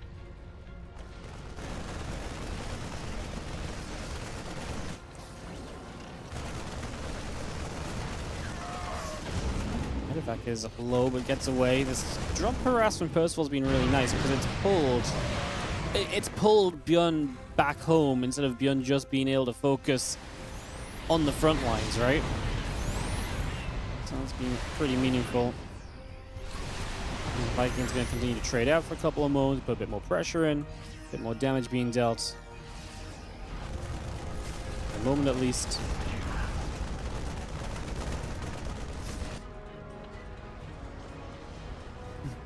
Vikings and Ravens continue to produce by then, so again we bring a lot of that up just for a moment here. Team gets settled in. And once again, just going Vikings on Viking action. A little extra damage being found at this point. Just going to be seeing both of them trading out heavily. ByuN has a little bit more to rebuild with at some stage of this. That's going to be maybe somewhat noteworthy. And those extra Ravens coming out, the tanks and the lib. All producing through. +3 ship weapons, +3 vehicle plating. One online as well.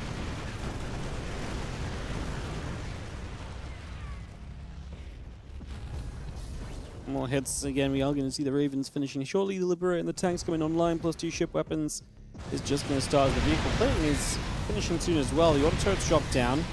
Siege tanks get killed.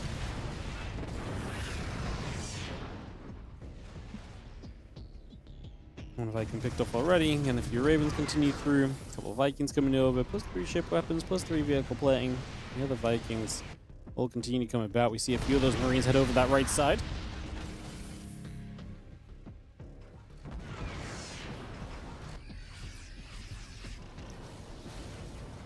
Medevacs will do some healing. Again, the Ravens and the tank coming back over. The arm missile is going to strike for a second.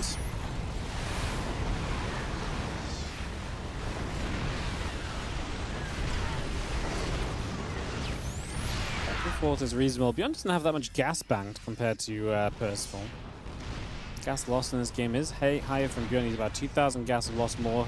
5,000 minerals lost more as well.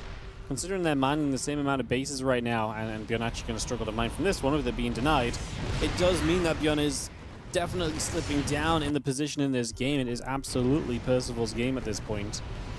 Trying to keep taking advantage of that at the moment.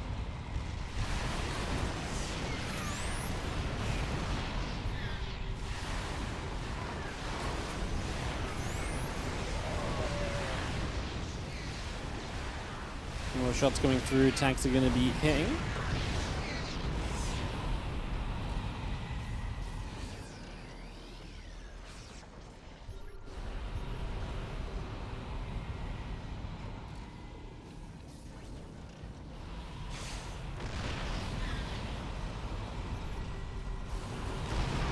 As well gathered, just going to see the matrixes going down. ByuN looking for break through this. Gets a lot of matrixes out. The Vikings will push back, and obviously those tanks are doing nothing. Big moment for ByuN. He gets a lot of value from the Marines. They keep pushing through. A couple more units going down. The Marines are still trying to stream on forward, but they will eventually fall. ByuN is lost in the skies as well. And my issue right now is I look at the bank account, and again, there's not much gas at all available for ByuN. So as he rebuilds here, it's going to be very Marine heavy, and he's got some tanks up, so he actually has still Vikings as well that just arrived, so it's maybe not as bad as I was initially presuming, but the lack of gas banked is scary, because that is something where it means that rebuilding is going to be very tough to get back on track with.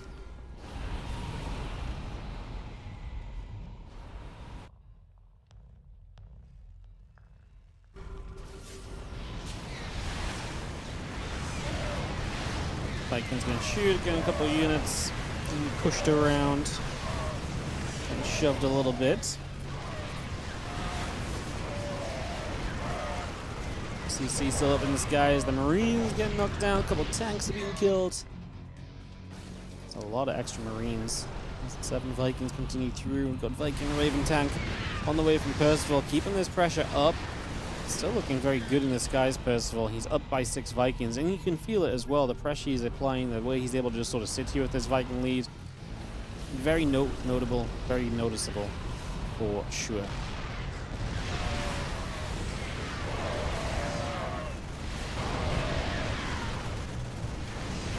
Looking forward, a couple more tank shots. I'll continue by as well.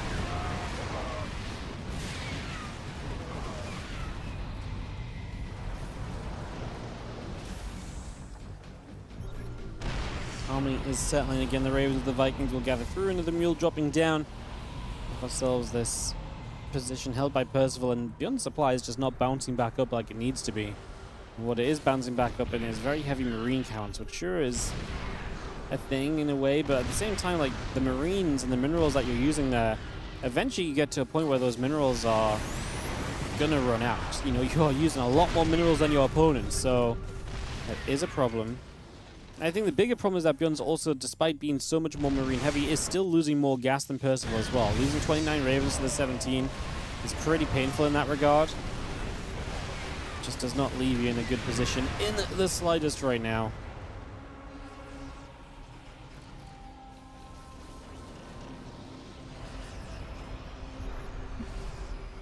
Percival looking to get a shot against Lambo in the semis. Vikings getting a few more hits off, a couple more shots going either side initially there. We do have the Marine Raven count building up. ByuN has remaxed. Army supply going to be in his favor.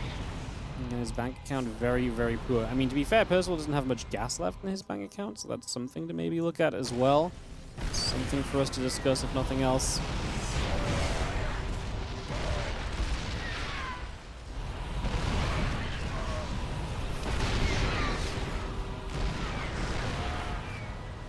A few shots out. The Ravens going to drop their matrices once more, looking to break this position down, push this back into place. We are going to be seeing ByuN absolutely looking to run through this, looking to utilize those Marines. He's got a lot of Marines showing up late to the fight. He's just going to lose too much. The tanks that are left over are not going to be able to hold their own.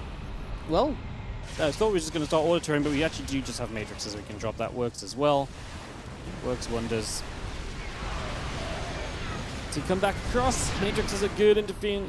Liberators are going to help massively also, and Percival wins another fight, which I feel like we kind of saw coming. Again, not to be too negative, but ByuN has been kind of losing this one for a while.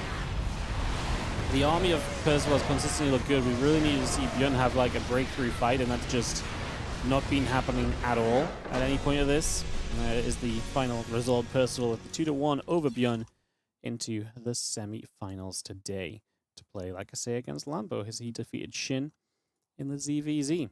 So it's going to be Lambo versus Percival, and it's going to be herO versus Classic. So we're going to have one of the Protoss Titans taking on, well, the guys that don't win as much in these weekly cups, but Percival's having some results lately. It would be great to see Lambo come through and win one. That'd be awesome.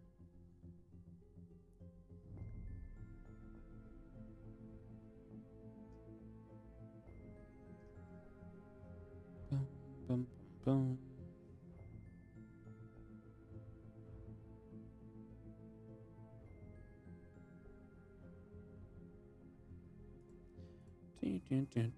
So I presume we go Classic versus herO next here, guys. That just makes the most sense to head into the PvP, because they were already set to go.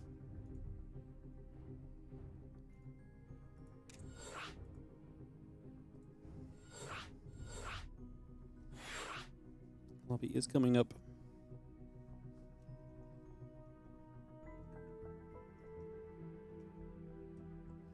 We'll be into this PvP in a moment, so pretty much no downtime between our games, which is lovely.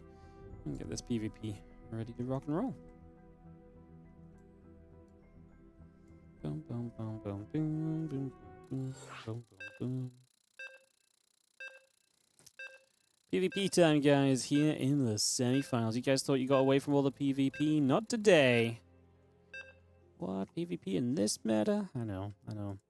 Obviously, herO came through Showtime, and Showtime came through Yeshi, so it's actually been a very PvP-heavy topside. Classic defeating Q in that previous round was a big part of the result here.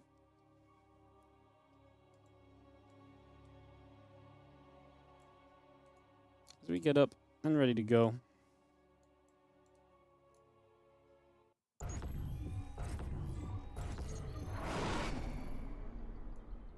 We get this started out.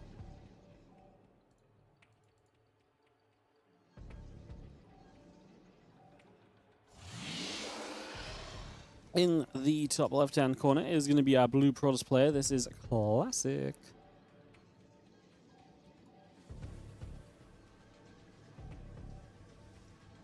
Against the red Protoss. On the bottom right side of At Eternity's Edge, we've got herO.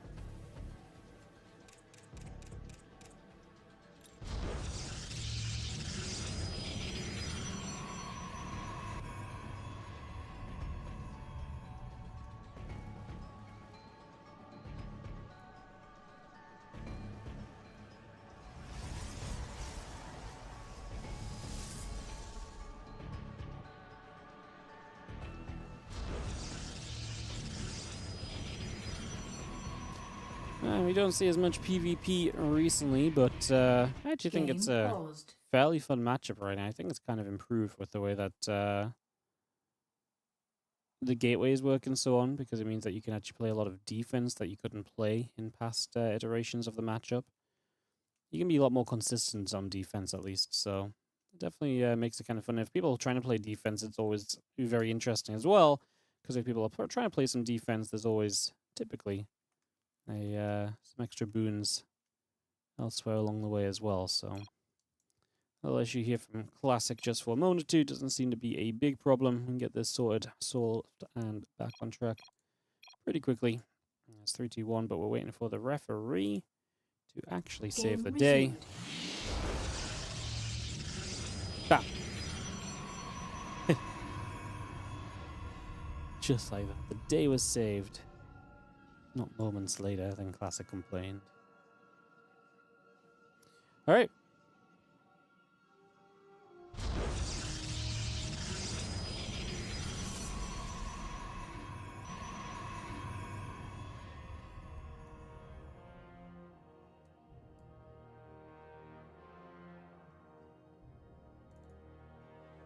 Probe coming across the map.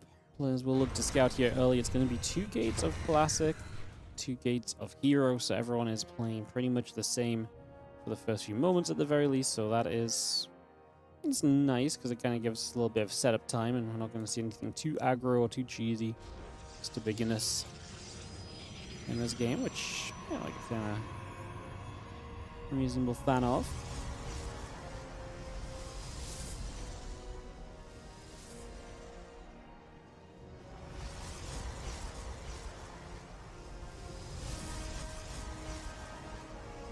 Cybercore just coming up, a couple of adepts will continue through as well. Let's continue to bring that into place for a moment or two here.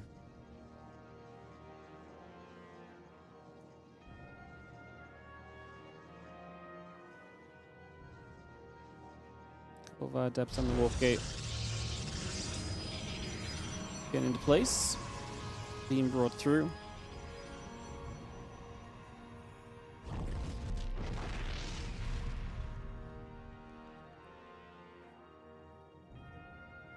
Both players going to have the adepts then, and we'll both then hence look to apply some pressure with that over the next few moments. So again, we'll see just how well that goes, see what we can make happen here.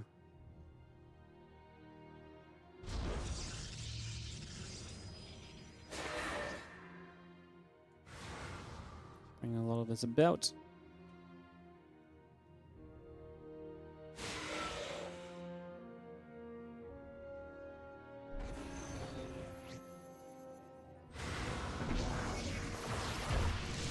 Well, adepts get in, so it's going to be Classic with the aggressive adepts. Worth noting that obviously herO is a little bit more kind of passively poised at this current point. So the expansion coming up, so it's starting to bring that through.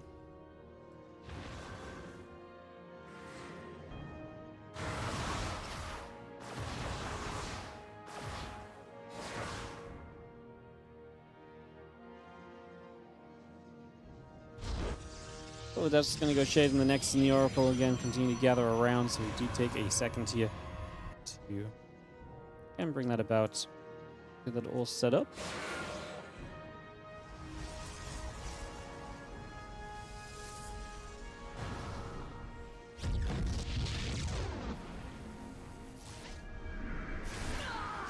Actually being out is obviously going to give us a good bit of defense against this as well, so Gonna be able to play cleanup with the Oracle. That will be nice. And the difference in this game right now is that we've had one player go for the Stargate and hence the Oracle.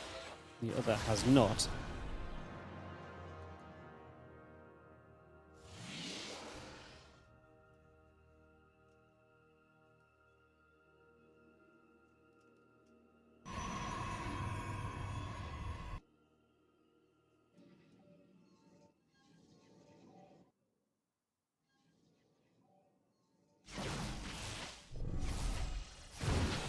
Stalker's going to shoot. Oracle will take a little bit more damage then, so a few more hits coming around just at the moment here.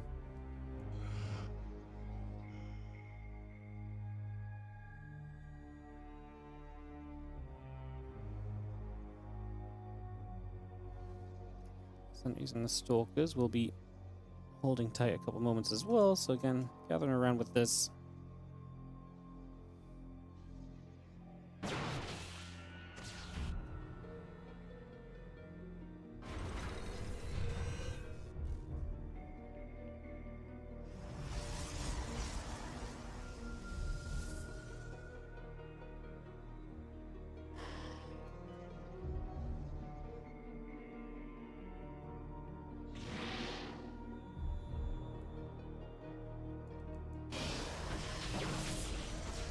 It was a classic with the faster Twilight Council. We'll have Blink a whole lot sooner then, so that is coming through at the moment, bringing that into place.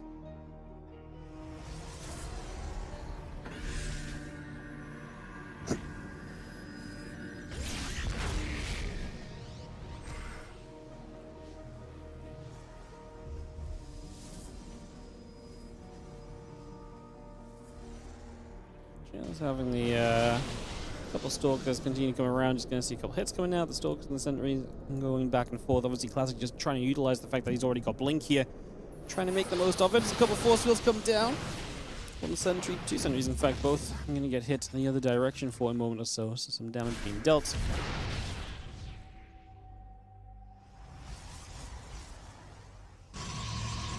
And Next is coming back through, so I'm going to try and get some stuff set up. Try and do as much as we can here. Couple Stalkers and the Blink continuing to play for a little while.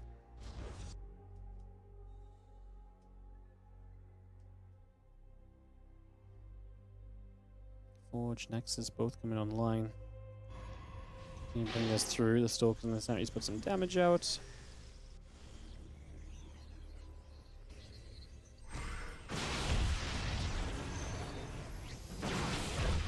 Nice to just dive in. Again, Classic taking advantage of his map control right here and able to apply some pressure. However, he gets caught as he retreats away from it. So, unfortunately, it goes a little wrong at the very end on what it initially seemed as though it would be.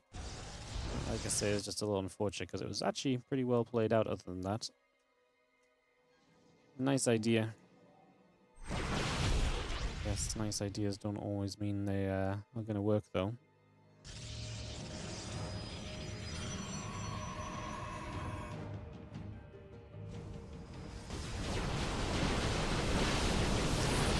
Now hero's trying to attack on the other side. He's going to show up onto the third base. Stalkers will fight from both. Do a bit of damage. Going to see those Force Fields starting to fade out as well. Not too long and we'll have this decided more or less as we just have Classic the one that's blinking forward aggressively. So he is going to be the one to push herO back. And herO is going to get turned away. So Classic's going to hang on in there. He's down a few workers, though. -6 workers in this game compared to his opponent. Also, he's much later to the Forge. In fact, he hasn't started Forge yet. So herO is going to get a better army sooner as well.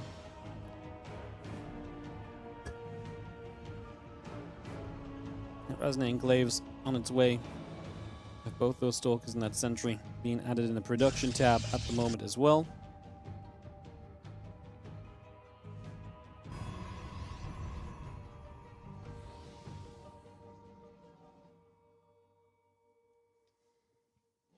Resonating Glaives continue to come about. Again, the few depths coming over. Cannon in the Nexus coming over also. Just going to have those couple of gateways building from Classic. Our Forge about to complete the battery. Going to be done momentarily.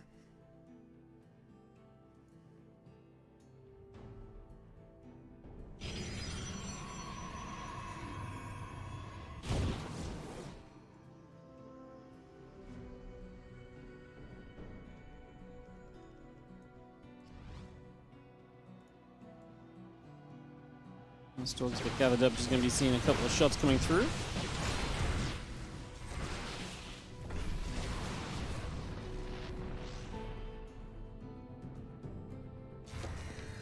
Focus the Immortal is going to come back around, just going to be seeing the +2 attack. The Resonant Glaive's coming around also here, so again, take a couple of moments to get a lot of this in position. Just going to be having ourselves the Immortal and the Nexus coming about, the +2 attack, the Stalkers and the Adepts again all building by for a couple moments.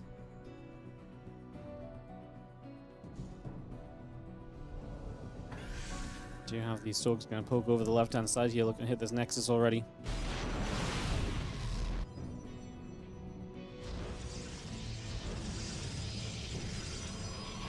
Stalkers, the Immortals will be rounding about and just seeing where we want to go to, see what we are going to do next. That +2 attack is halfway done from herO already as well. I mean, again, that is going to be such a huge deal from herO. Just the better upgrades. He's just so much better set for the longer game here. It's kind of crazy how much better off he is currently looking to be.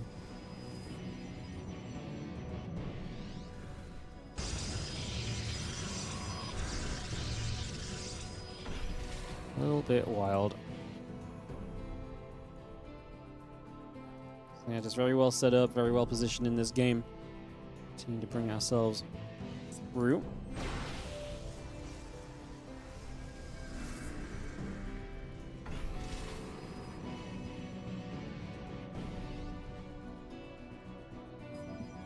+2 now finish from herO, so if he wants to attack, this really would be the moment just to send it, because you're going to have the upgrade right there to help you.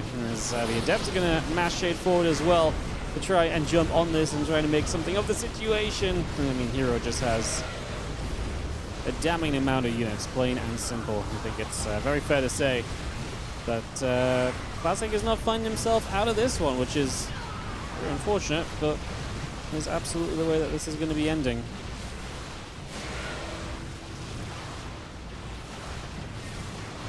GG's is Classic. herO just has too much. Power is there, upgrades are there, numbers are there. Everything is. It's truly just in position on the side of herO, and he takes game number 1 of this semi-final matchup, guys, in this Kung Fu Cup.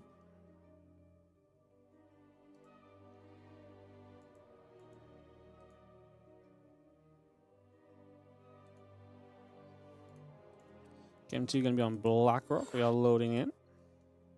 Started. Did I find this flashing bit you mentioned in the second stream yesterday? I did. I can't really do anything about it though, because like you said, it's just in the YouTube video. I mean, it's probably just a one-off. It probably just bugged out while it got saved at the time, but it's it's a 6-year-old video, so I can't really change it or fix it or re-record it or anything or re-upload it. Just doesn't. I don't have the files or anything to do so, unfortunately. Unfortunately, I would if I could. I can't. Would have replied to you as well, but my Twitch whispers are bugged, so I can get Twitch whispers. But if I try and reply, it tells me to add a verification method, and then I already have. It just bugs out. It doesn't let me do it, so I couldn't reply to your whisper. But I appreciate you messaging. Like I said, I did look into it, but can't really do much to fix it. It should just be a one-off. Shouldn't really happen again, to be honest. Fingers crossed. Imagine it's just, like I say, a bit of a rare bug. It just happened on that video, unfortunately.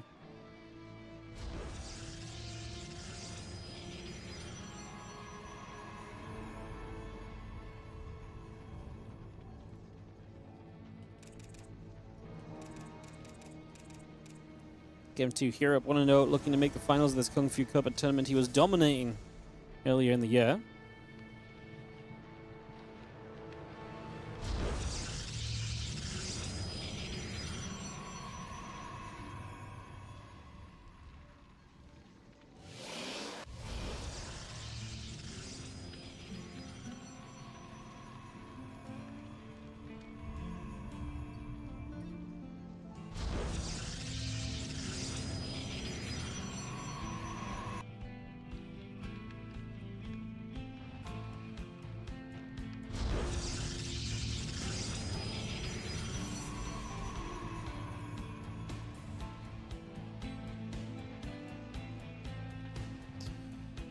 Couple gates coming through and getting settled. So we've seen the server core coming up as well. And let's just have ourselves the build up at the beginning for a few moments. Turn that into place. And bring that all about.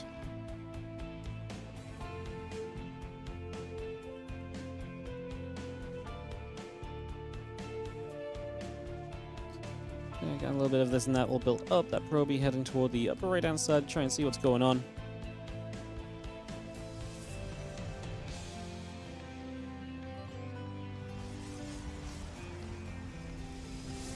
One gateway only from Classic, so obviously a faster expansion from him. We'll see if herO wants to attack into this, or if he doesn't believe that that's going to necessarily net him what he wants it to.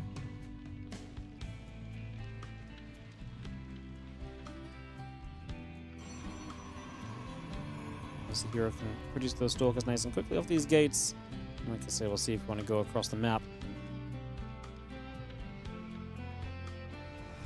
Imagine at the very least he's going to go poking around a little bit to truly see what's up. Once that probe gathers, again, next is probe, sentry, and the warp gate coming through. The couple of depths in the warp gate coming up as well.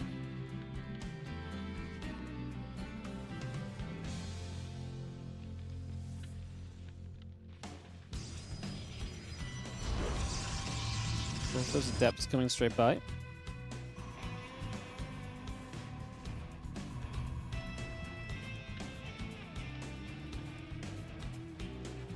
Next coming up, again the stalk and the warp gate all coming over.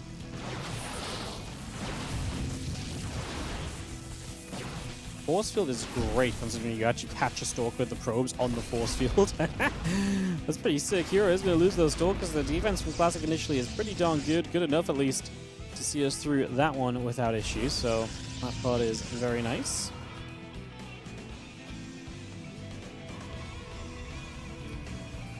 Seeing the pylon coming around, we are going to have ourselves the sentry and the warp gate coming up along with that as well. And just a couple of probes pulling in to get after these adepts, so adepts will take a little bit more damage, but they are going to do a whole lot more damage as well. And herO, he is expanding. He's expanding out of location because of the pylon block, but he is going to get the expansion down most notably, and so if you can hold map control, that's great because it would undo the downside of the positioning here essentially. And just see 6 probes going down, a couple of depths continue over, battery coming up. I mean, at the end of the day, we killed a bunch of workers, but it's still not bad for Classic because his expansion is that much earlier than his opponents. So that is still going to be a a thing from this point on at the moment. Stalkers, sentry just going to be there to push the Oracle back the other direction. Just going to chase that out. Stalkers and the sentry gather up. Adept's going to be there, and as the gateway lifts as well, so bringing that straight over.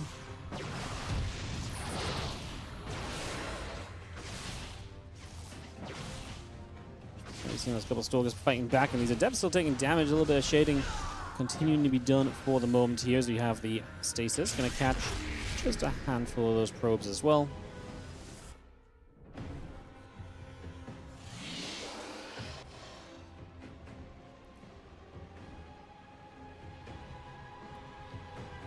I like Classic Start. I like Classic Start last game as well, to be honest, though. And it obviously didn't work out too well, but we'll see what we do from here. We'll see what happens. The other probes are going to come pulling across. A couple of gateways are still coming online as well. Just continue to bring a lot of that online as the Oracle flies over to the far left-hand side.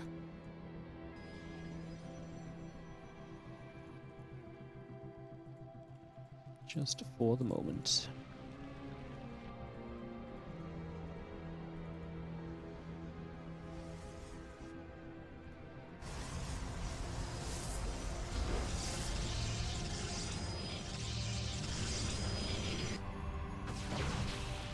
That's going to come up with a little bit of a poke, so I'm going across there. And you have that blink halfway done from herO as well. So blink halfway done, a couple more stalkers coming out, the assembly and the pylon coming into place. They all join up between main and third.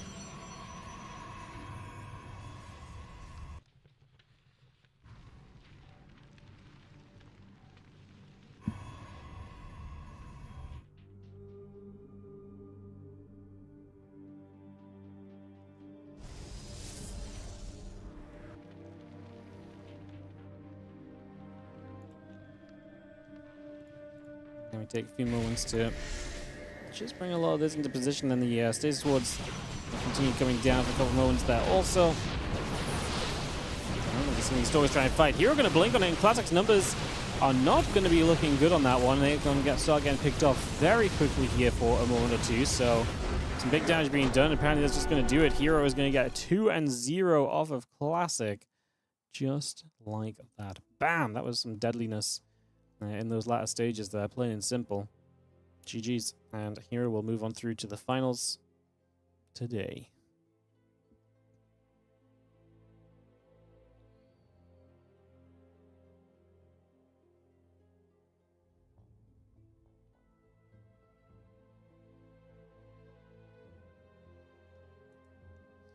NA server for Lambo Percival, which will be coming up next.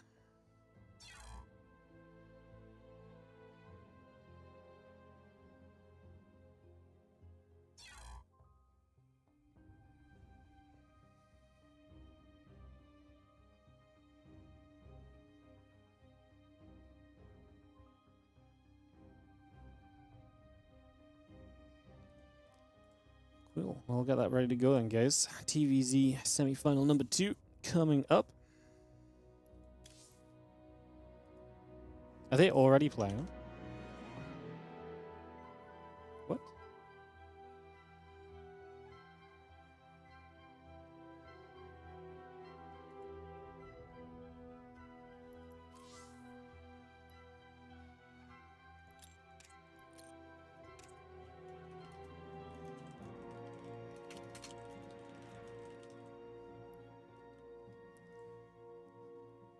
Did they just start without anybody? That's crazy.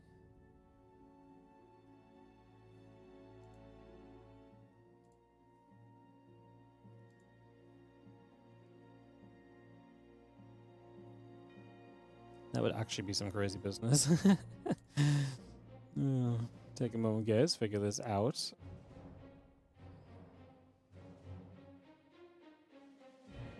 They've been in game for 10 minutes. I feel like they just started the semi-final without anybody else, which is there's no way they don't both know that they should be absolutely waiting for casters. That's crazy if that's actually,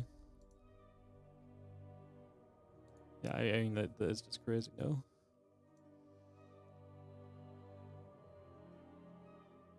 actually crazy. I mean, we'll see. It's not my tournament, so.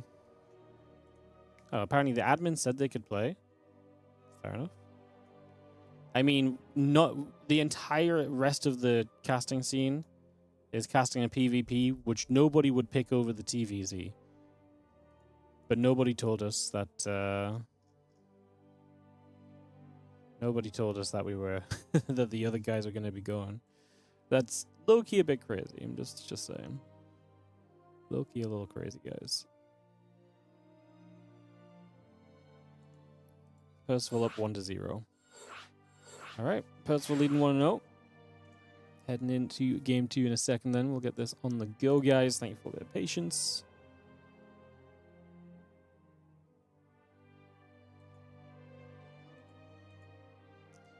Yeah, Percival's up again.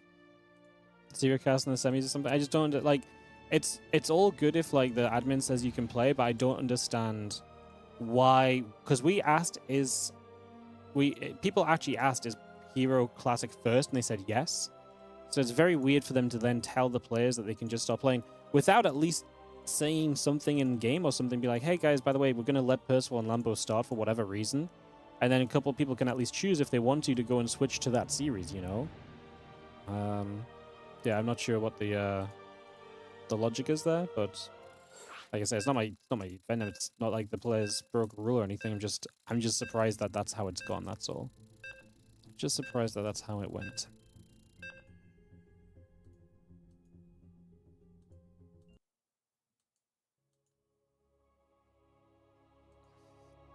All right, let's jump into Sanctuary. We'll get this ready to begin, guys. Like I say, a little bit of a strange experience, but sometimes it's just like that. As in the bottom left-hand side, our red Zerg player to start off game number 2 of this series is going to be Lambo. He's down a map As in the top right, our blue Terran will be Percival.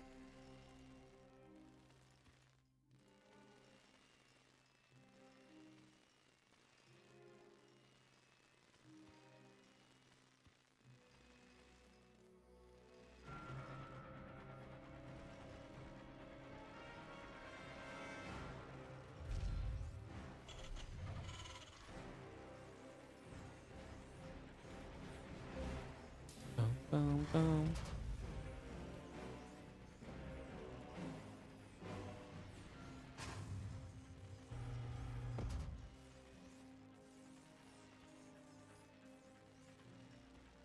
I'm gonna take a couple of moments just get all settled down. Obviously, Percival up a game. No idea. I mean, I think it was about an 11-minute game, so it wasn't super long. So Percival obviously probably got some damage done early. Two things either happen in that scenario typically. Either Percival gets damage done early and sees some success and so on, and is just having a good time. Or the other thing that's very likely to happen in that scenario typically would be like something along the lines of Lambo all-ins and just doesn't do well enough, and then Percival hence is able to have a very successful counterattack after as well, right? So those are kind of the pathways to kind of a game that takes that long in the matchup. So yeah, hopefully that gives you an idea of what might have happened, even if we didn't get to see exactly what did happen.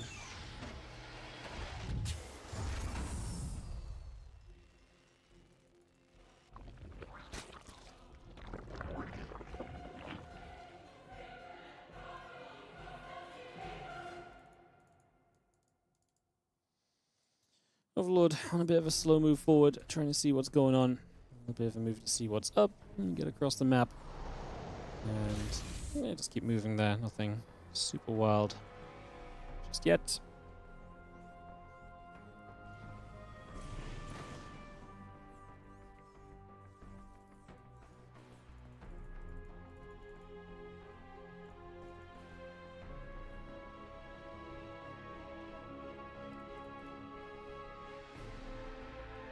We're going to be coming across as well for a couple of seconds there. It's just going to be heading down to the bottom left-hand side to try and see what else is going on. Factory Command Center, SCV on the way, a couple of Queenslings and drones all building as well. We're going to fight. Drone is going to go down, so that is going to be a kill. A couple of Zerglings stepping across. That Reaper jumps to the low ground and will go back and forth a few moments. Queensling speed all coming up. Going to get a few more shots off, a bit more damage being dealt.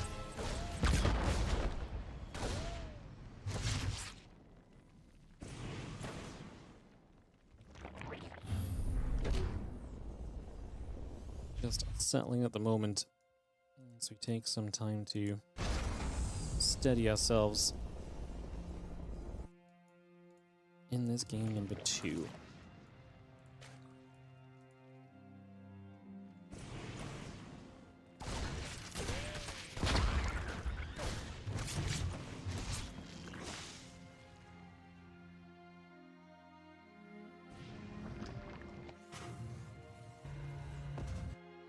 Moves around a little bit, nothing too wild about that really.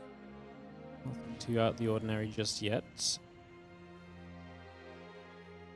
Got a lot of things that will just settle for a little bit. As Reaper steps up, again, link speed is about to be done, so Lambo will have a bit more map control here in the next few moments. Finally cracked the 50k barrier on YouTube. Yeah, we did. Took a little while, but we finally cracked it. I'm happy not having to pushes towards 50. You know what it is? It's like, it doesn't even matter how slow we gain subs from now on. It's like, it's nice to get subs, but it's so frustrating watch us slowly trundle towards a goal and be like, we're close. We're really close. We're so close. And just like never quite getting there. We do have a couple high-ends. The Reaper gonna put some pressure back on the other side. Queens will take a few shots as well, so we go backwards and forwards, putting some damage out thus far.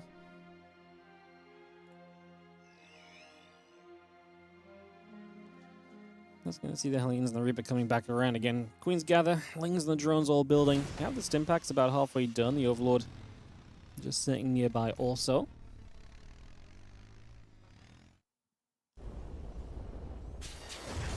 Starport's going to swap on over to that reactor, by the way, so See a little bit of a jump over there.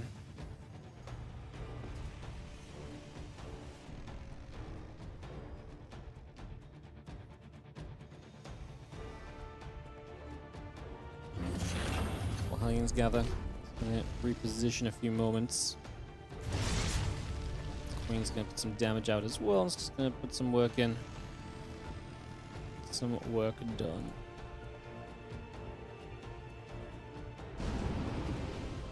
Hold on. We'll float down to the third base. And combat shield, marines, engineering base, and the barracks all coming up from Percival. This game is in a perfectly reasonable state right now.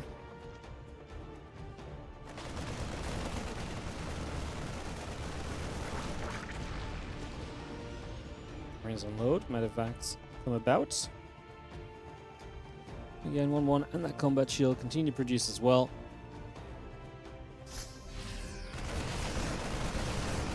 Just a few moments. Just seeing the other Marines continue to go over. Gonna see those Queens getting jumped on a little bit longer as well, taking a bit more damage. Queens turn back around. The medevacs get pushed back the other way. Did map 1 end? Yep, they played map 1 off stream, guys. They played map 1 off stream. Admin said they were allowed to. So yeah, they played map 1 without anyone watching. Percival is up 1-0 in the best of 3.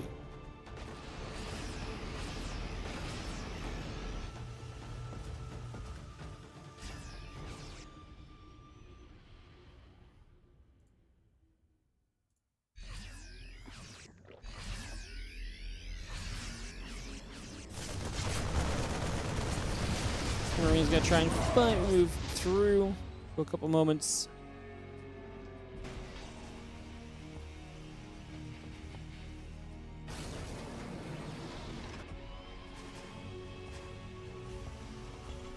Just gonna be seeing the 1-1 upgrades. The Marines and the Armory continue to come about as well, so just bringing that over for a little bit right now.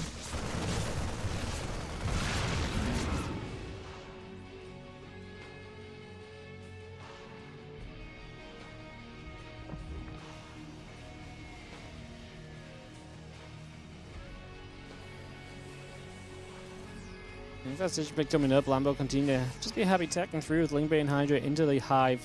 Get himself set up there. We're about to have 1-1 though from Percival, so he's got some pressure coming in right now. This is an 8 racks at the moment, so a lot of pressure for him to set up with right here.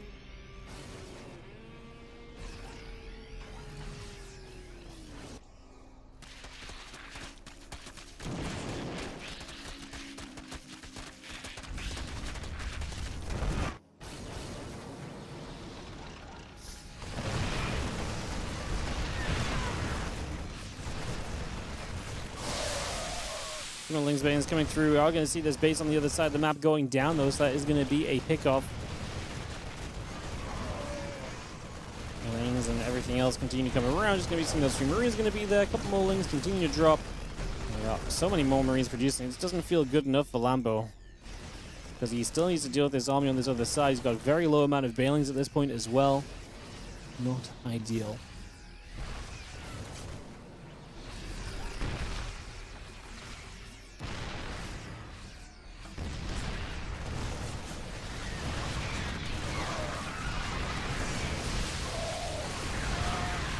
To see there's a little bit of a push through. We are going to get rid of the tank, but Lambo's supply is definitely hurting right now, so things definitely not looking as good as he might want them to. The other Marines coming over, the creep team is being picked up. We do knock down a Baneling. The Hydra's going to be there to push the medevacs back. Bane's crashing into those Marines. Percival is just making the most of what he's got left over. He's building a 4th behind this while having a pretty good lead in the game. The only thing I kind of like for Lambo, I don't even know if I like it. I was going to say, I kind of like that he's set up to go Hive, but honestly, I feel better if he had Hive, and at least he could maybe start adding some stuff off of the Hive. I think the fact that he's not even at the Hive just yet, though, is going to be a real struggle for him. Puts him in a very tough spot.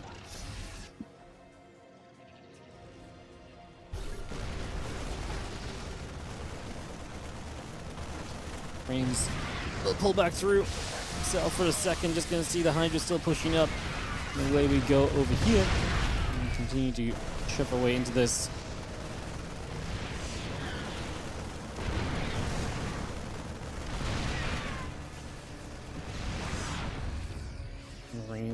gather themselves together at the moment.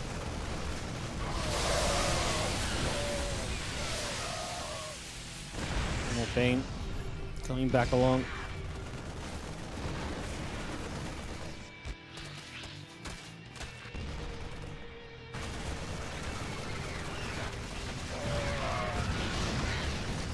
See the Hydra's still setting up, the Marines still gathered together. We do see the other Marine showing up. The Ling's going to continue to go down. A bit more damage being dealt here. This hatchery to the left side gets picked up as well. And we're going to say GG. He just can't stay in this, which, to be fair, I think is not super crazy. I think we kind of saw that happening. GG's. That is going to be us rounded out.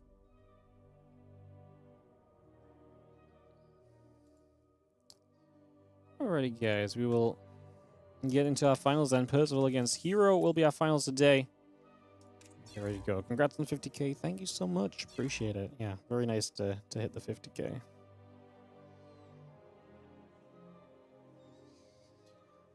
Very nice to hit the 50k. Nice that we got it done. Alright, I'm just trying to load us into the Korean server, guys, and we'll get ready to go into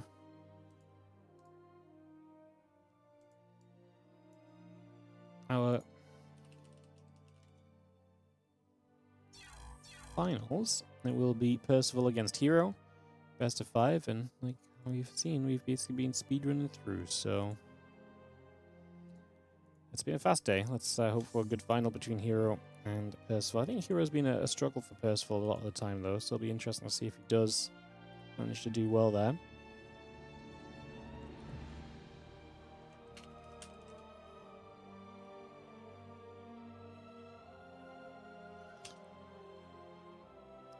Just a little mention as well, guys. Obviously, still have the WardiTV Patreon as always running and collecting for future StarCraft 2 events. If you want to help us out with that, patreon.com/WardiTV. Trying to keep us towards the $2,000 mark on Patreon. It's amazing if we can stay there. We're $100 down on it right now, but if you don't support the Patreon, it's a great way to keep constant StarCraft 2 action coming. Thank you so much if you were the person who just joined the Patreon in the last couple of minutes. We appreciate you. There's all the notification. Thank you so much. I appreciate it. And yeah, very exciting stuff. Appreciate you guys supporting. Like I said, the Patreon, it goes a long, long way. As we are just readying to go for this final matchup.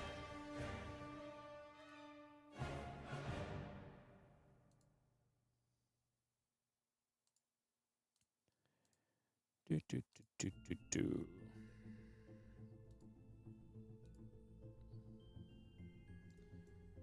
Bum bum bum bum bum.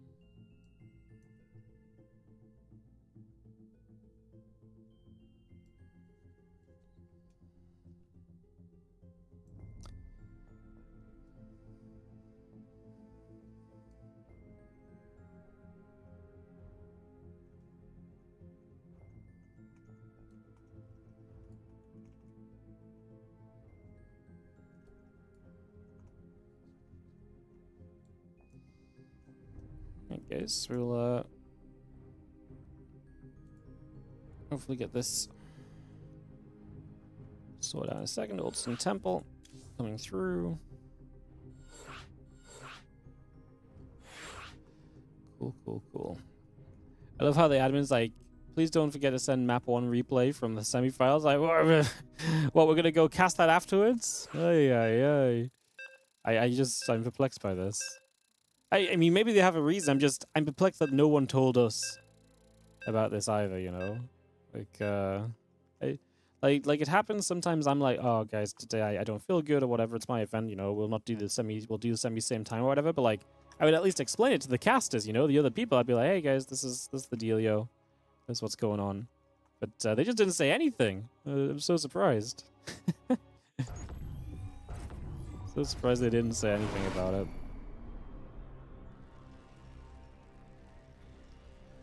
Alrighty, guys, we will bring this across and get going into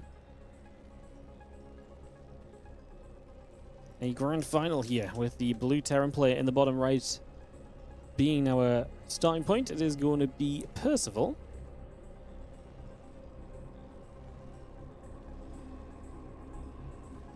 He takes on herO in the top left-hand side. herO, who won a bunch of these Kung Fu Cup events already. Percival, definitely the underdog, but man, I tell you what, Percival's been making a ton of finals lately. His results have been absolutely through the roof in these online events.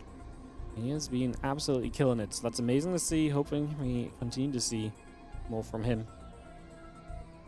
as we get this game one underway. ByuN, slap bang middle of the map here on Old Sun Temple.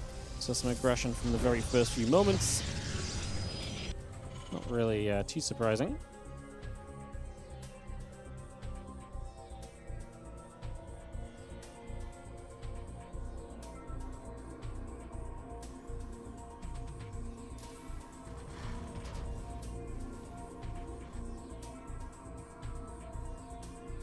So yeah, here we're going to be a little aggressive to start us off and get this on the way.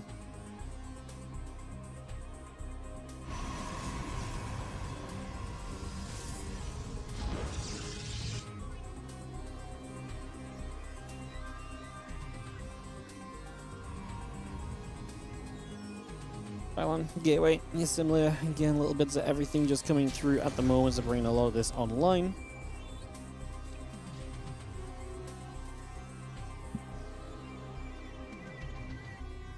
We have the orbital about halfway done from Percival, so bringing all of that up, getting that on the go.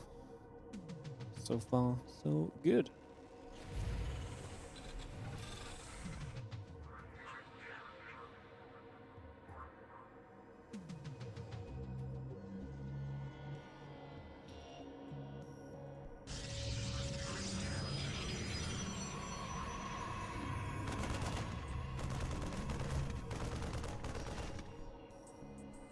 Oh, there's that Marine poking around. ByuN will take a couple of shots of damage. Nothing too crazy, realistically. Just denying things. Here's the Zealot that shows up to delay this command center so that forward proxy starts to really come into place now. Bring that about.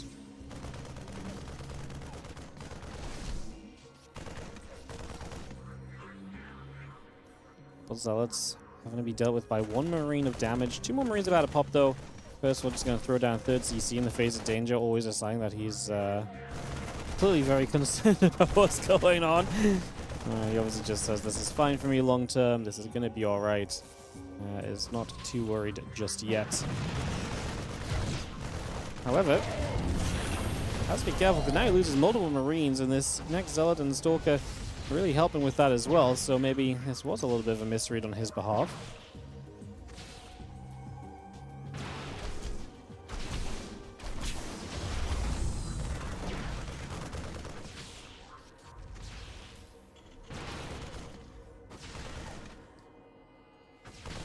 Marines and company gather up.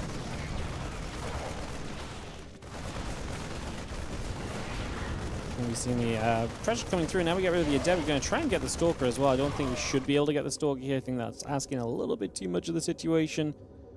Just having the Stalker still pushing about, the other Stalker coming back around. You know, a couple of CCs in the barracks will continue to build.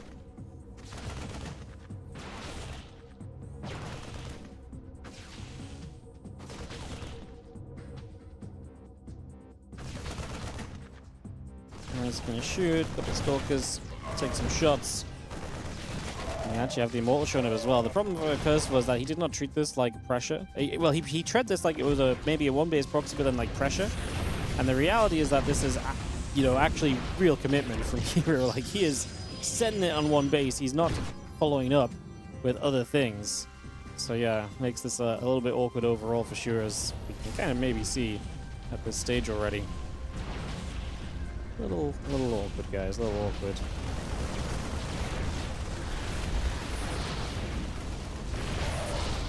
Just gonna be seeing this orbital command lifting off, having to pull away. I mean, this is the point where you just see you basically don't have the numbers that you need here, and that's going to put you in a very, very difficult place long term. As this Immortal and the Stalkers continue to punch through, so continue to do well for themselves at the moment, at least. It's going to have this reactor going down. This barracks in some trouble as well. The Marines will try and come back across. The factory will be there.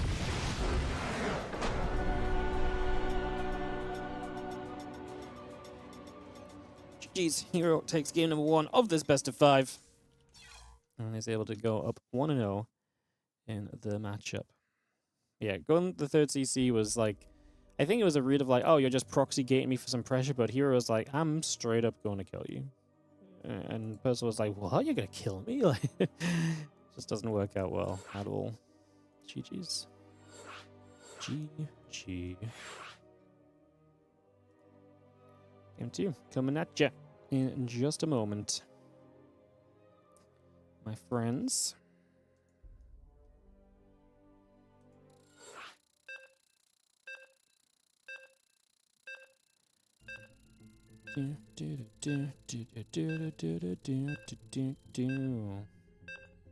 Counting down into herO Percival. Next game coming up in just a few moments, guys. We'll be right back on track.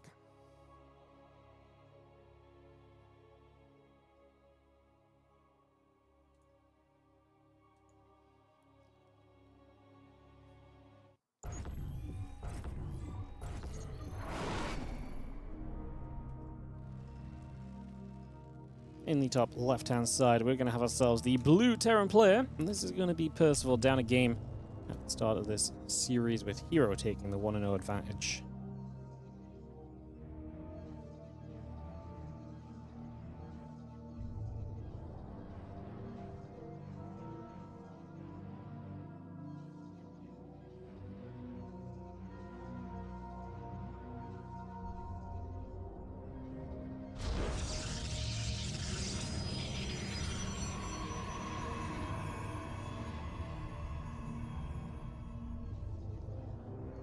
Into over this match as we get this on the way.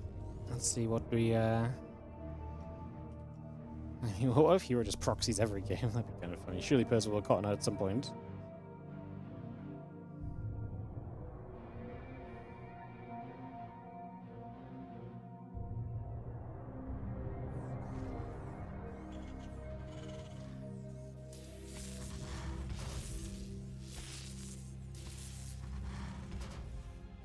Probe comes in, nibbles at the SCVs.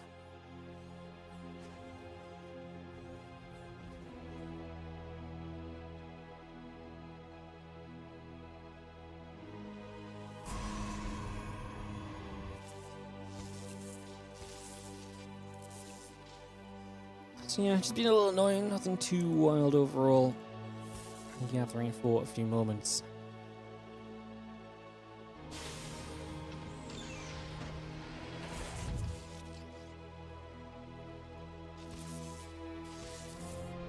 Reaper is going to continue its way out. Yeah, the Engineering Bay and the Orbital both coming through. Reaper just being added for the moment.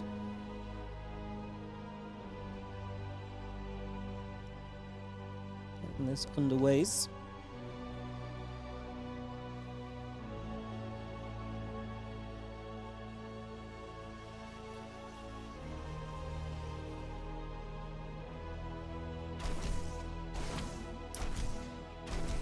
So just going to swing Engineering Bay, going to take some damage.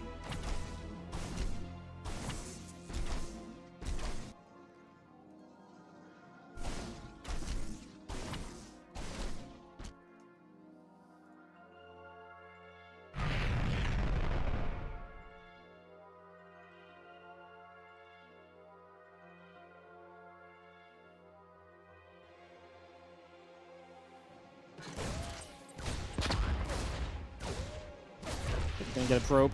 It's gonna be a nice little catch.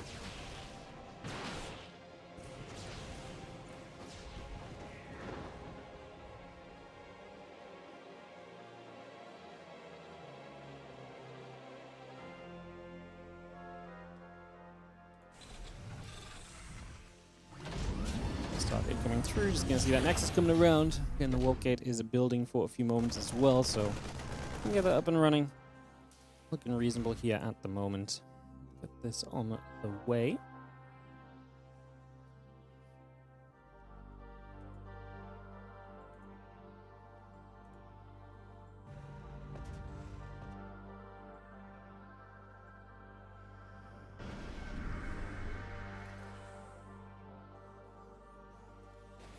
This hallucination just comes back, and you have a Cyclone building, the Starport coming through, the Orbital coming by as well.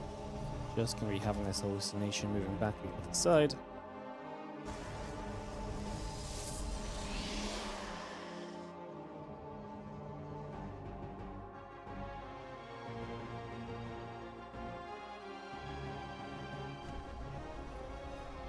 So he just pulls back the Oracle. Again, sitting near BI for the moment.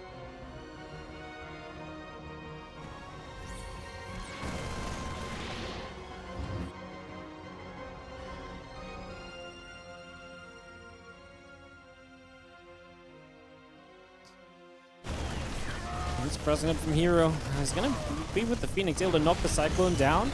Good micro back as well. Saves himself a Stalker. Percival in some trouble. As that's a lot of units lost. The medevac shows up. I mean, can herO pressure forward further? He's got a couple more units rallying across the map. Phoenix can kind of poke at the medevac. Do we have another Phoenix on the way? Yeah, we've got 3 in total, so he should be able to poke at the medevac quite heavily.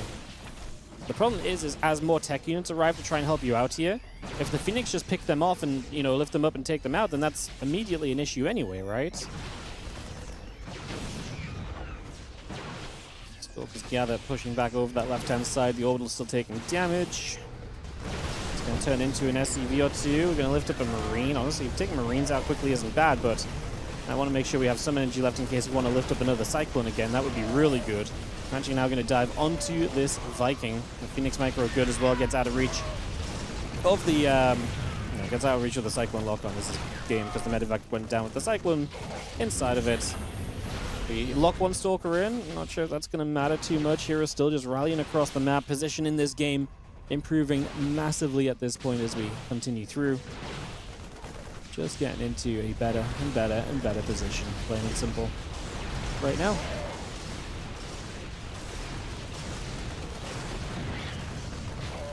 GG's Percival and herO dominating in the early stages of this map. And this series. This is not a pretty start. If you are Percival, this is not how you want things to be going. Not at all.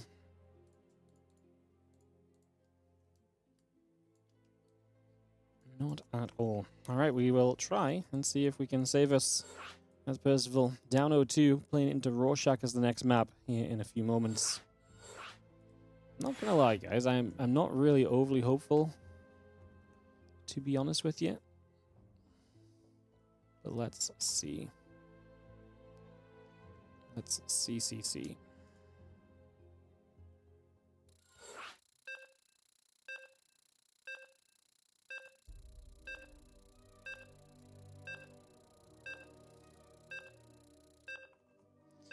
Countdown is good. We'll wrap that up and get ready to jump on in to this next game, guys. In just a couple moments. Into Rorschach.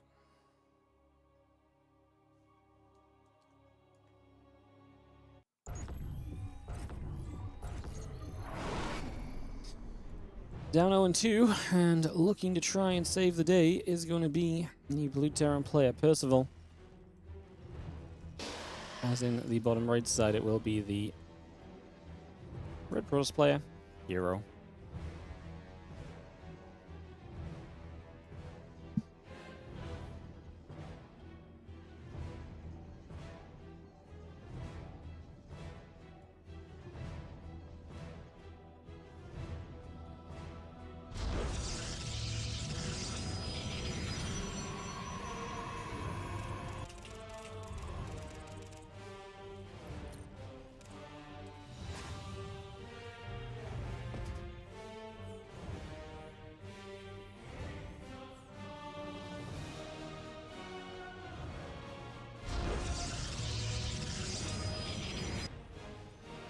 Tempest will bring it back. I mean, it's not exactly been a super fun situation for him, to say the least. It's been pretty brutal, quite frankly.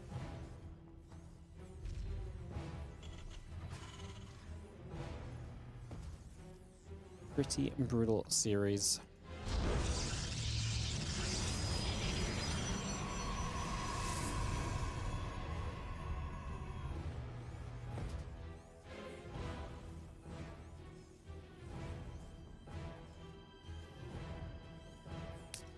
tanks coming through, bringing ourselves up for a couple of moments, getting this online.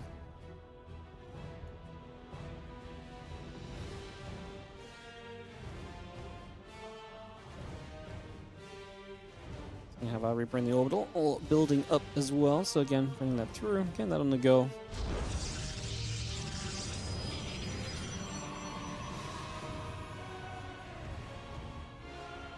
Orbital about to finish, the Reaper in the factory all coming through, the Cyber Core and Pro production is going to continue in also.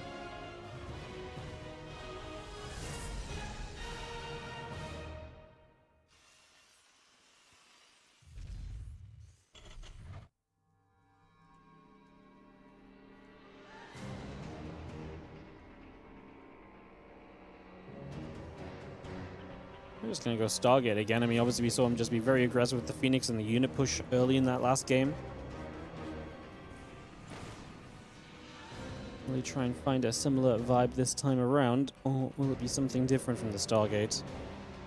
First of all, playing Reaper Hellion before we expand as well, so he's being very safe with his unit production initially.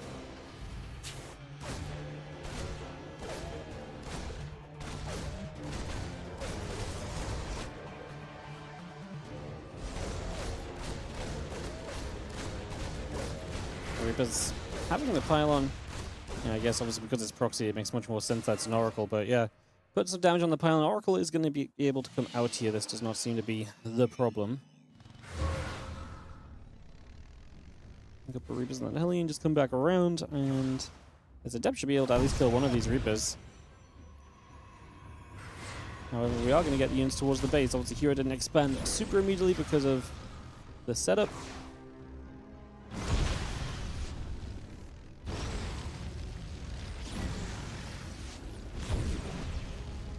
Pulling it back over here, just going to see that Hellion still applying just that little bit of extra pressure then. So again, trying to do as much as we possibly can right now.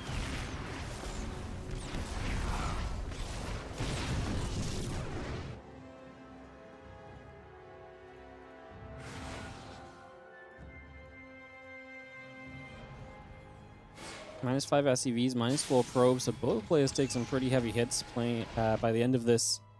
So far, it's going to be seeing the Cyclone locking on for a couple of moments.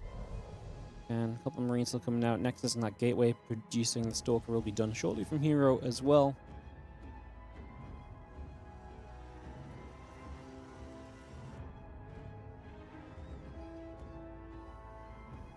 That Twilight Council coming up, so you see herO's follow-up tech is going to come online after both trade workers early.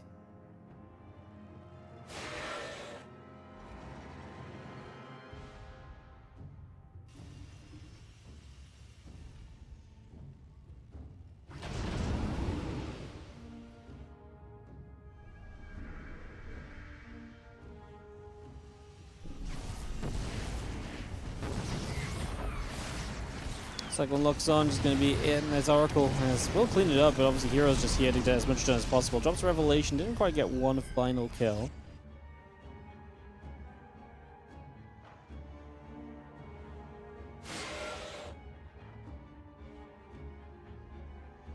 Back pulls back away down the bottom. herO with a bit of a poke still. The Adepts come in, looking for even more SCV damage. I mean, this is now -6 workers on this attack. That's 11 in total in this game. Make it 12. Those Adepts have a shade out of here as well. Okay, well, was locked onto by a Cyclone. Doesn't make the gap. A lot of units on the map from Percival knocking down in the center.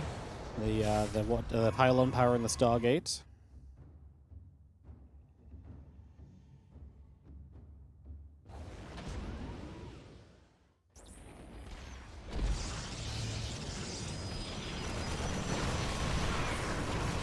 You can see herO pretty aggressively jumping onto this siege tank. As the tank goes down, the rest of this becomes a little easier to handle. He'll pull a handful of probes in.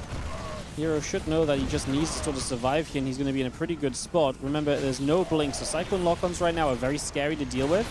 I was going to say, I'd actually rather you hit the Cyclone than hit the Marine, because hitting the Marine didn't do much. Losing the Cyclone count, though, is going to do a lot, and Percival's numbers are really good, continuing across the map.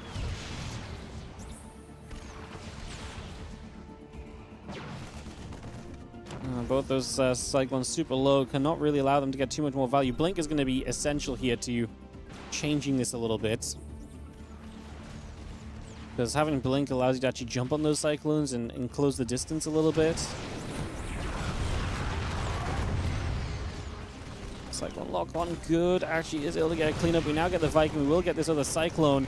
The siege tank just being on siege. I mean, herO's army supply is low. Percival is rebuilding the SCV camp that he was losing before. Behind this, as we finally, as herO, are going to clean this up. Just took a very long time to get there. We are finally going to be at that point. We're finally going to have this handled. That was a little crazy.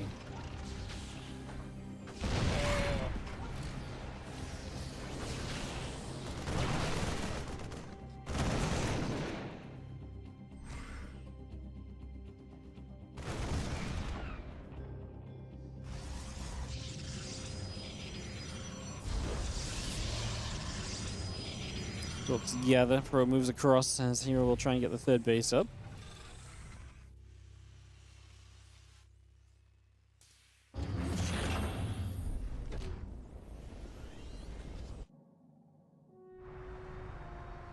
The Marines still gather up. Again, that battery coming through. A couple more Stalkers in the charge on the way as well. herO has survived, but again, definitely hurt. Percival already have a good few units on the map as well.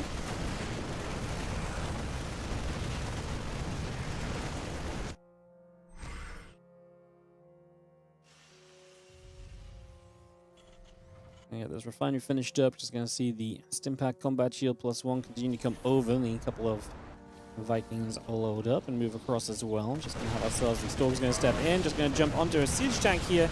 Tank will go down already. These do have the Stalkers actually going to get some really nice damage. Going to blink deeper in. There's 2 Marauders there though, and the units actually catching the Stalkers made it very awkward. Get rid of this Marauder. 3 Stalkers. herO knew he needed some damage, but he's again given up so much army to make this happen. It's a little bit harassing herO's main base as well. 2 Vikings show up and we'll get -6 probes. So herO's economy once again lacking at this point. 40 workers left to the 51 of Percival. Pretty big deal right now.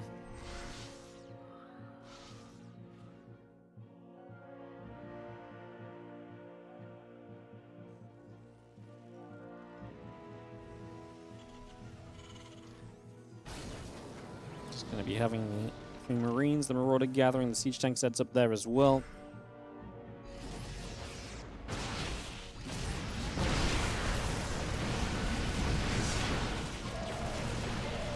Just keep fighting. The Mario army still taking a lot of damage. Another Widowmire too. Going to go off, but herO blinks away again, trying to utilize his micro to pull him back in this game.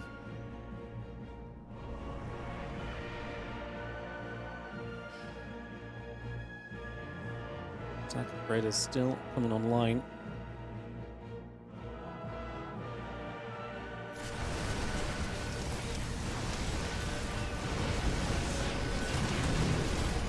Still going to be there. A couple more units coming through. Just going to see the other Stalker stepping over.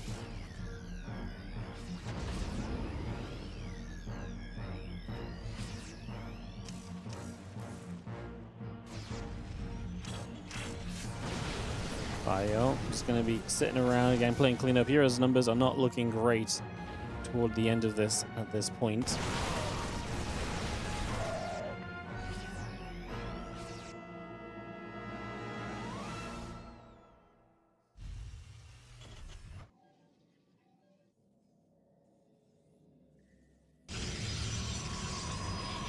That comes over. Widowmines getting ready to boost on through. Let's see, there's a couple high tempo coming in. Widowmines will unload. The Zealots charge up. We're going to get these Widowmines to blow up some probes. Looks like we will get at least 4 workers to herO. His army's not in a great place. His economy takes a hit there. Percival fighting back in this series is not going to let this final go down without a good old fight.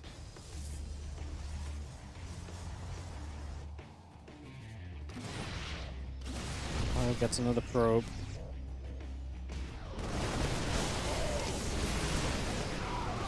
A little storm coming down. The Widowmines getting pushed back. I mean, this was as good a fight as herO could ask. Okay, the only better part of that would have been if he caught that at the end, and just being able to kill that medevac that was full of units. That would have been incredible.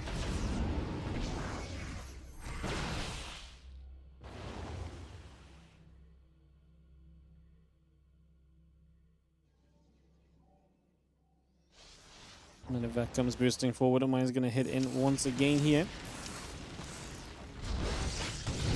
Another one shot's going off. A few workers going down.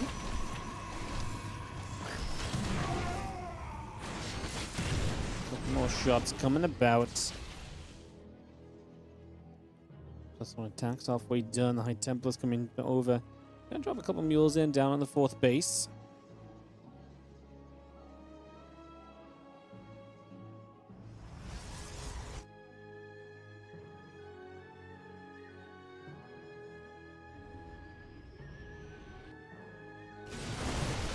We have our other couple units coming back along. I'm just going to be pressing up. A couple of robots coming in from here as well as he tries to retake control.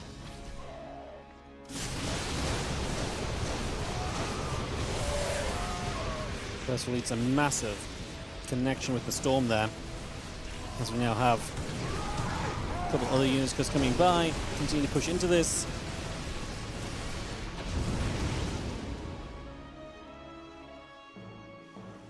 But now herO still maintains the defense. Archon's coming through, storm in place.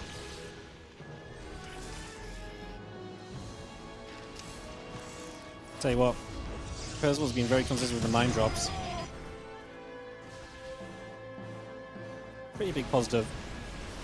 Getting the mine drops off again and again.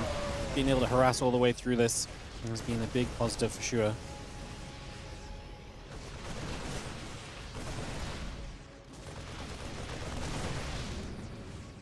ByuN chasing all the way through, and a whole lot extra at the end of this one.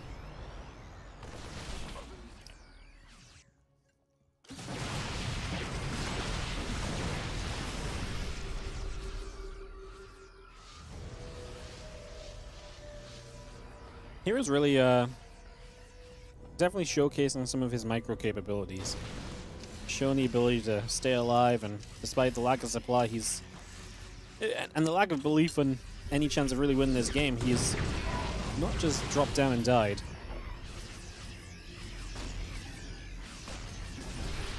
He's been fighting tooth and nail until first of all really is going to force him out of this game, which I have to imagine is soon. This army already feels like it's gone its last legs. Archon gets blown up by the mine. herO will say GG. Percival takes us to a map win. Guys, I'm just going to BRB one moment between games and get game 4 coming up in a sec.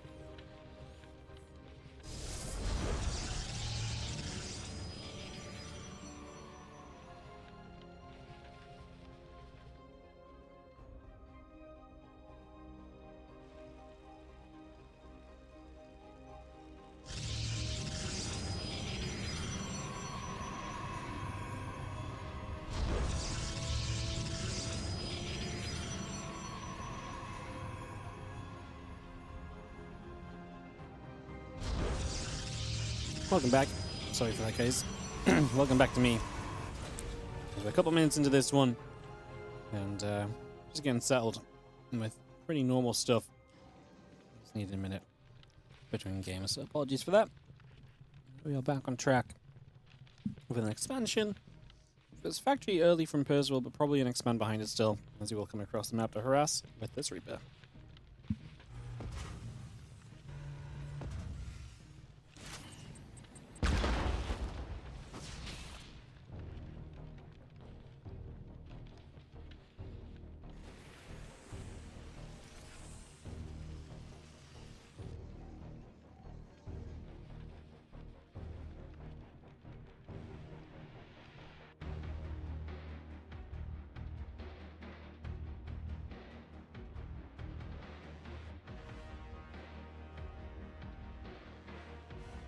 Reaper is scouting around, trying to see if herO isn't up to any more shenanigans as he might have been in the earlier games.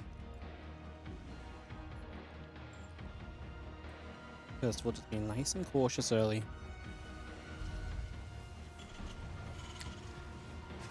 But herO's actually just been very normal this time around.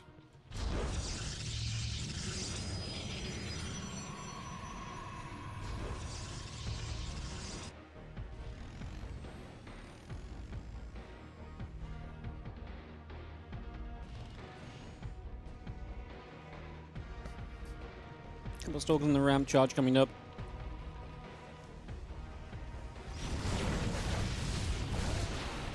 Maybe the Hellions will get after. Kill off a bunch of these pros. 5 workers going down. 6 workers going down. Very good start for Percival, who was down 0-2 in this series and is starting to fight his way back into it.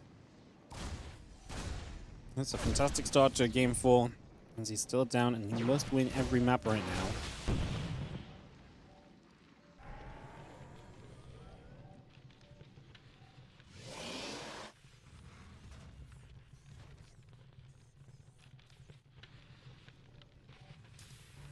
And 7 workers is pretty brutal, super early. We'll see if herO can find any way back in.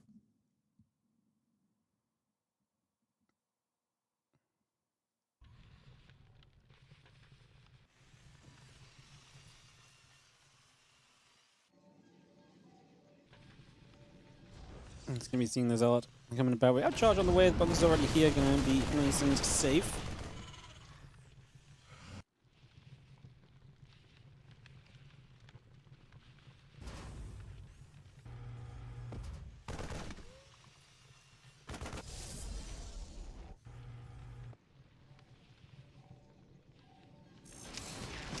And if that comes through, wouldn't mind drops. Got to be better on this than we were. Oh yeah, that's -4 workers, and both the mines are going to live as well. herO's poking at the front, hitting this bunker, which is going to get repaired up a little bit by the SCVs. That's not really good enough overall. We need to be looking for more than that.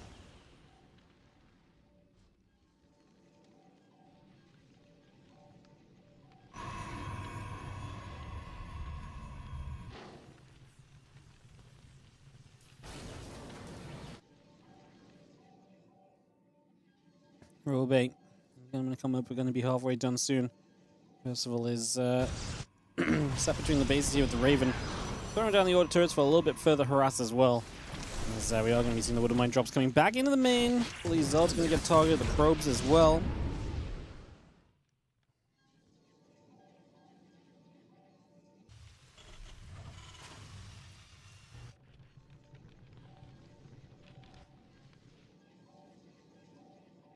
Impact +1 continue to come about. Tank and the Marines coming up. The Colossus, the Nexus, all coming through.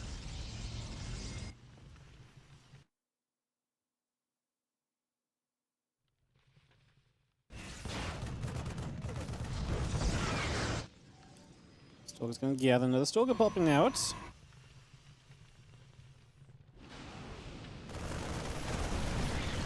He's going to be there. A couple of Zealots go back the other way.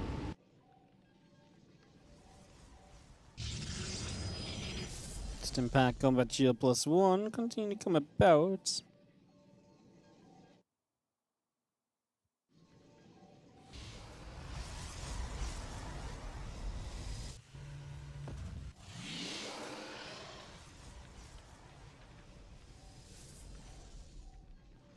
Couple Stalkers going to be there. Raven taking some damage. Just going to be having the stim about to finish in just a second or two.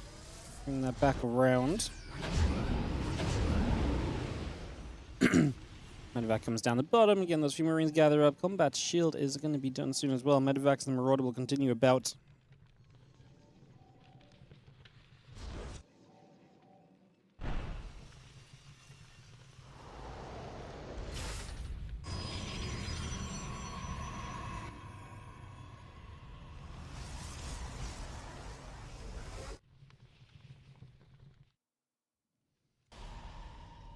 Well, Medevac's are going to be dropping. We do see the Medevac in the top right is... Ooh, going to get the Wooden Mines unloaded because the Stalkers are busy with the Raven.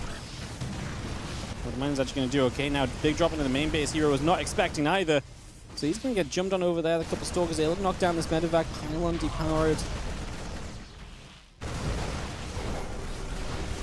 Observer gets caught. We see the rest of these probes pulling in. The Colossus still laser beaming its way through those Marines as well, by the way, so... Marines just taking a ton of damage. Again, Marine Marauder Medevac all continuing back up. A couple of those barracks, both those Wooden Mines continuing through as well.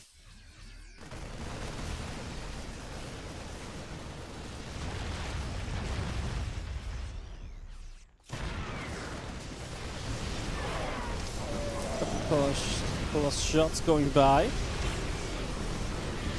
Tanks getting hit, Colossus still hit. Marines and Marauders taking some more shots. The Observer right there. I mean, herO's going to defend this. Keeping the Colossus alive as well is extremely, extremely positive.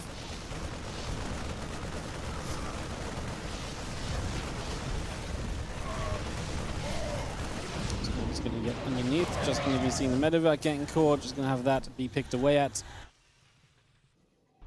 I mean, herO's actually having a really good defense here, helping himself out massively.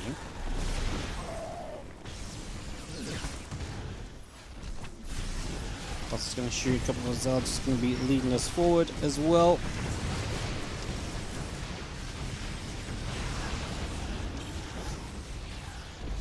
This army is still just chasing down. Percival's numbers pulling away to the bottom. And Colossus are just still putting in some serious work. Is herO going to... How far can these Colossus go is the question, right? I mean, it's scary because if this Prism goes down, there goes a lot of the micro that's been saving you here, but it's picture perfect. Oh my goodness. Game-winning Colossus micro. Lift the last one that was a shot away from death. Prism did not take the target firing. Wow. That was absolutely... That was just insane Colossus micro from herO. It was absolutely everything it needed to be. Kills 13 SCV, backs off to some reinforcements perhaps. What a position. He's going to have 1-1 upgrades soon as well, so he might even want to wait for those. His economy now in his favor. He has given himself space, room to breathe with this fight.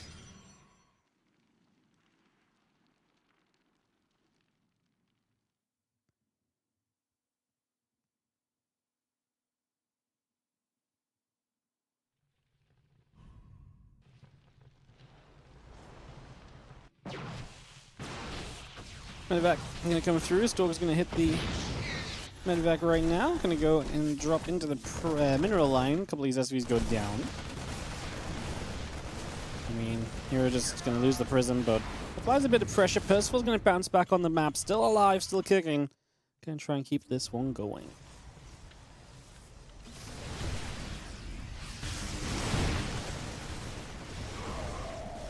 Colossus is going to be there. Again, good push back.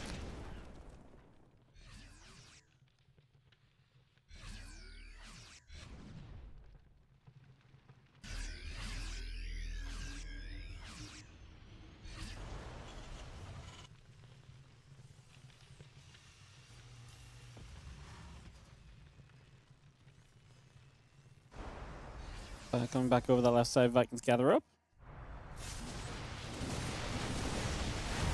You see Vikings going to shoot. A couple Colossus both taking some big hits. That Prism is fresh and new.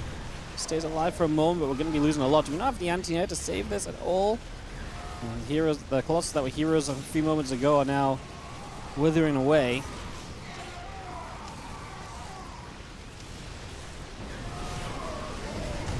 Vikings going to be shooting. This Colossus goes down. Stalks the Immortal. Going to be there to keep fighting back. We do have the couple of Zealots on the other side helping to push Percival away of this, and it is going to be good for the moment. herO will continue to live on. About a hit blink. Soon to be on 2-2.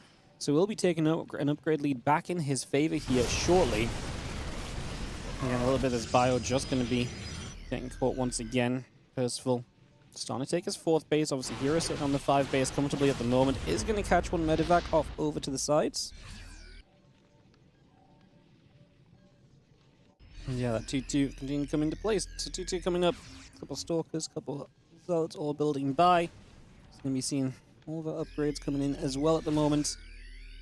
From this army of herO, likely going to get on the map with the 2-2 and try and take some advantage with that upgrade lead, with that time window you essentially create for yourself.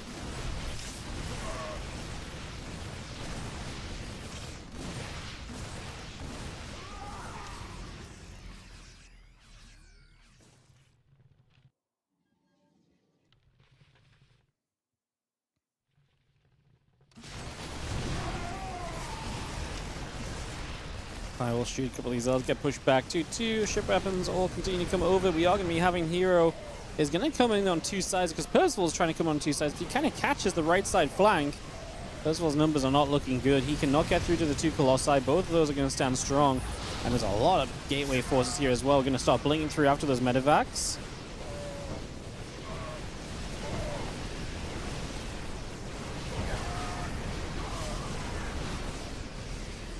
See the bio still trying to push through. A couple of those sentries taking shots. The Zealots still trying to chase forward. A couple more SCVs falling. The Zealots will keep moving through as the Stalkers get underneath. The medevac goes down. This orbital likely going to fall as well. herO looking to crown himself a champion of the Kung Fu Cup. First time in a while. He's going to get it done. And that is going to be him 3-1 over Percival in this finals. Oh, my hotkey's just not wanting to be my friend. GG's. GG's, my friends. GG's. Yeah, that was Kung Fu Cup. Tomorrow, guys, we're going to have OSC King of the Hill, and then I'm not here Friday, Saturday, Sunday, Monday. We'll be back with WardiTV Mondays number 100 on Tuesday. So make sure you come and check us out for that. So again, OSC King of the Hill tomorrow, and then Monday Cup number 100 on Tuesday. And then after that, I will not be live on the Wednesday, so basically, I'm here for the Monday Cup on the Tuesday, but then I'm away Wednesday again, and Thursday, Friday, definitely, and then we'll have to see from there. I'm going to be playing it by ear a little bit, because Helen has surgery, so we just have to see how things are, and see when I can stream again. So I'll obviously try to keep you guys up to date and stuff, but there's no guarantees. So yeah, we'll be away this weekend, back Tuesday, away for a few days, with a bit of a TBD on the return. Thanks so much for watching. Like, subscribe, and follow. I'm kind of warm and overheating today, guys, so I'm just going to tap out. I don't have much else to add. I appreciate you all, and I will see you guys tomorrow. I'll host you guys over to the 24/7 stream. I just need to go and reset that because it needs to be put back on the other internet. So I'm just going to go do that. I'll host you guys to the 24/7 stream. Have a great rest of your day. I'll see you guys tomorrow for some King of the Hill.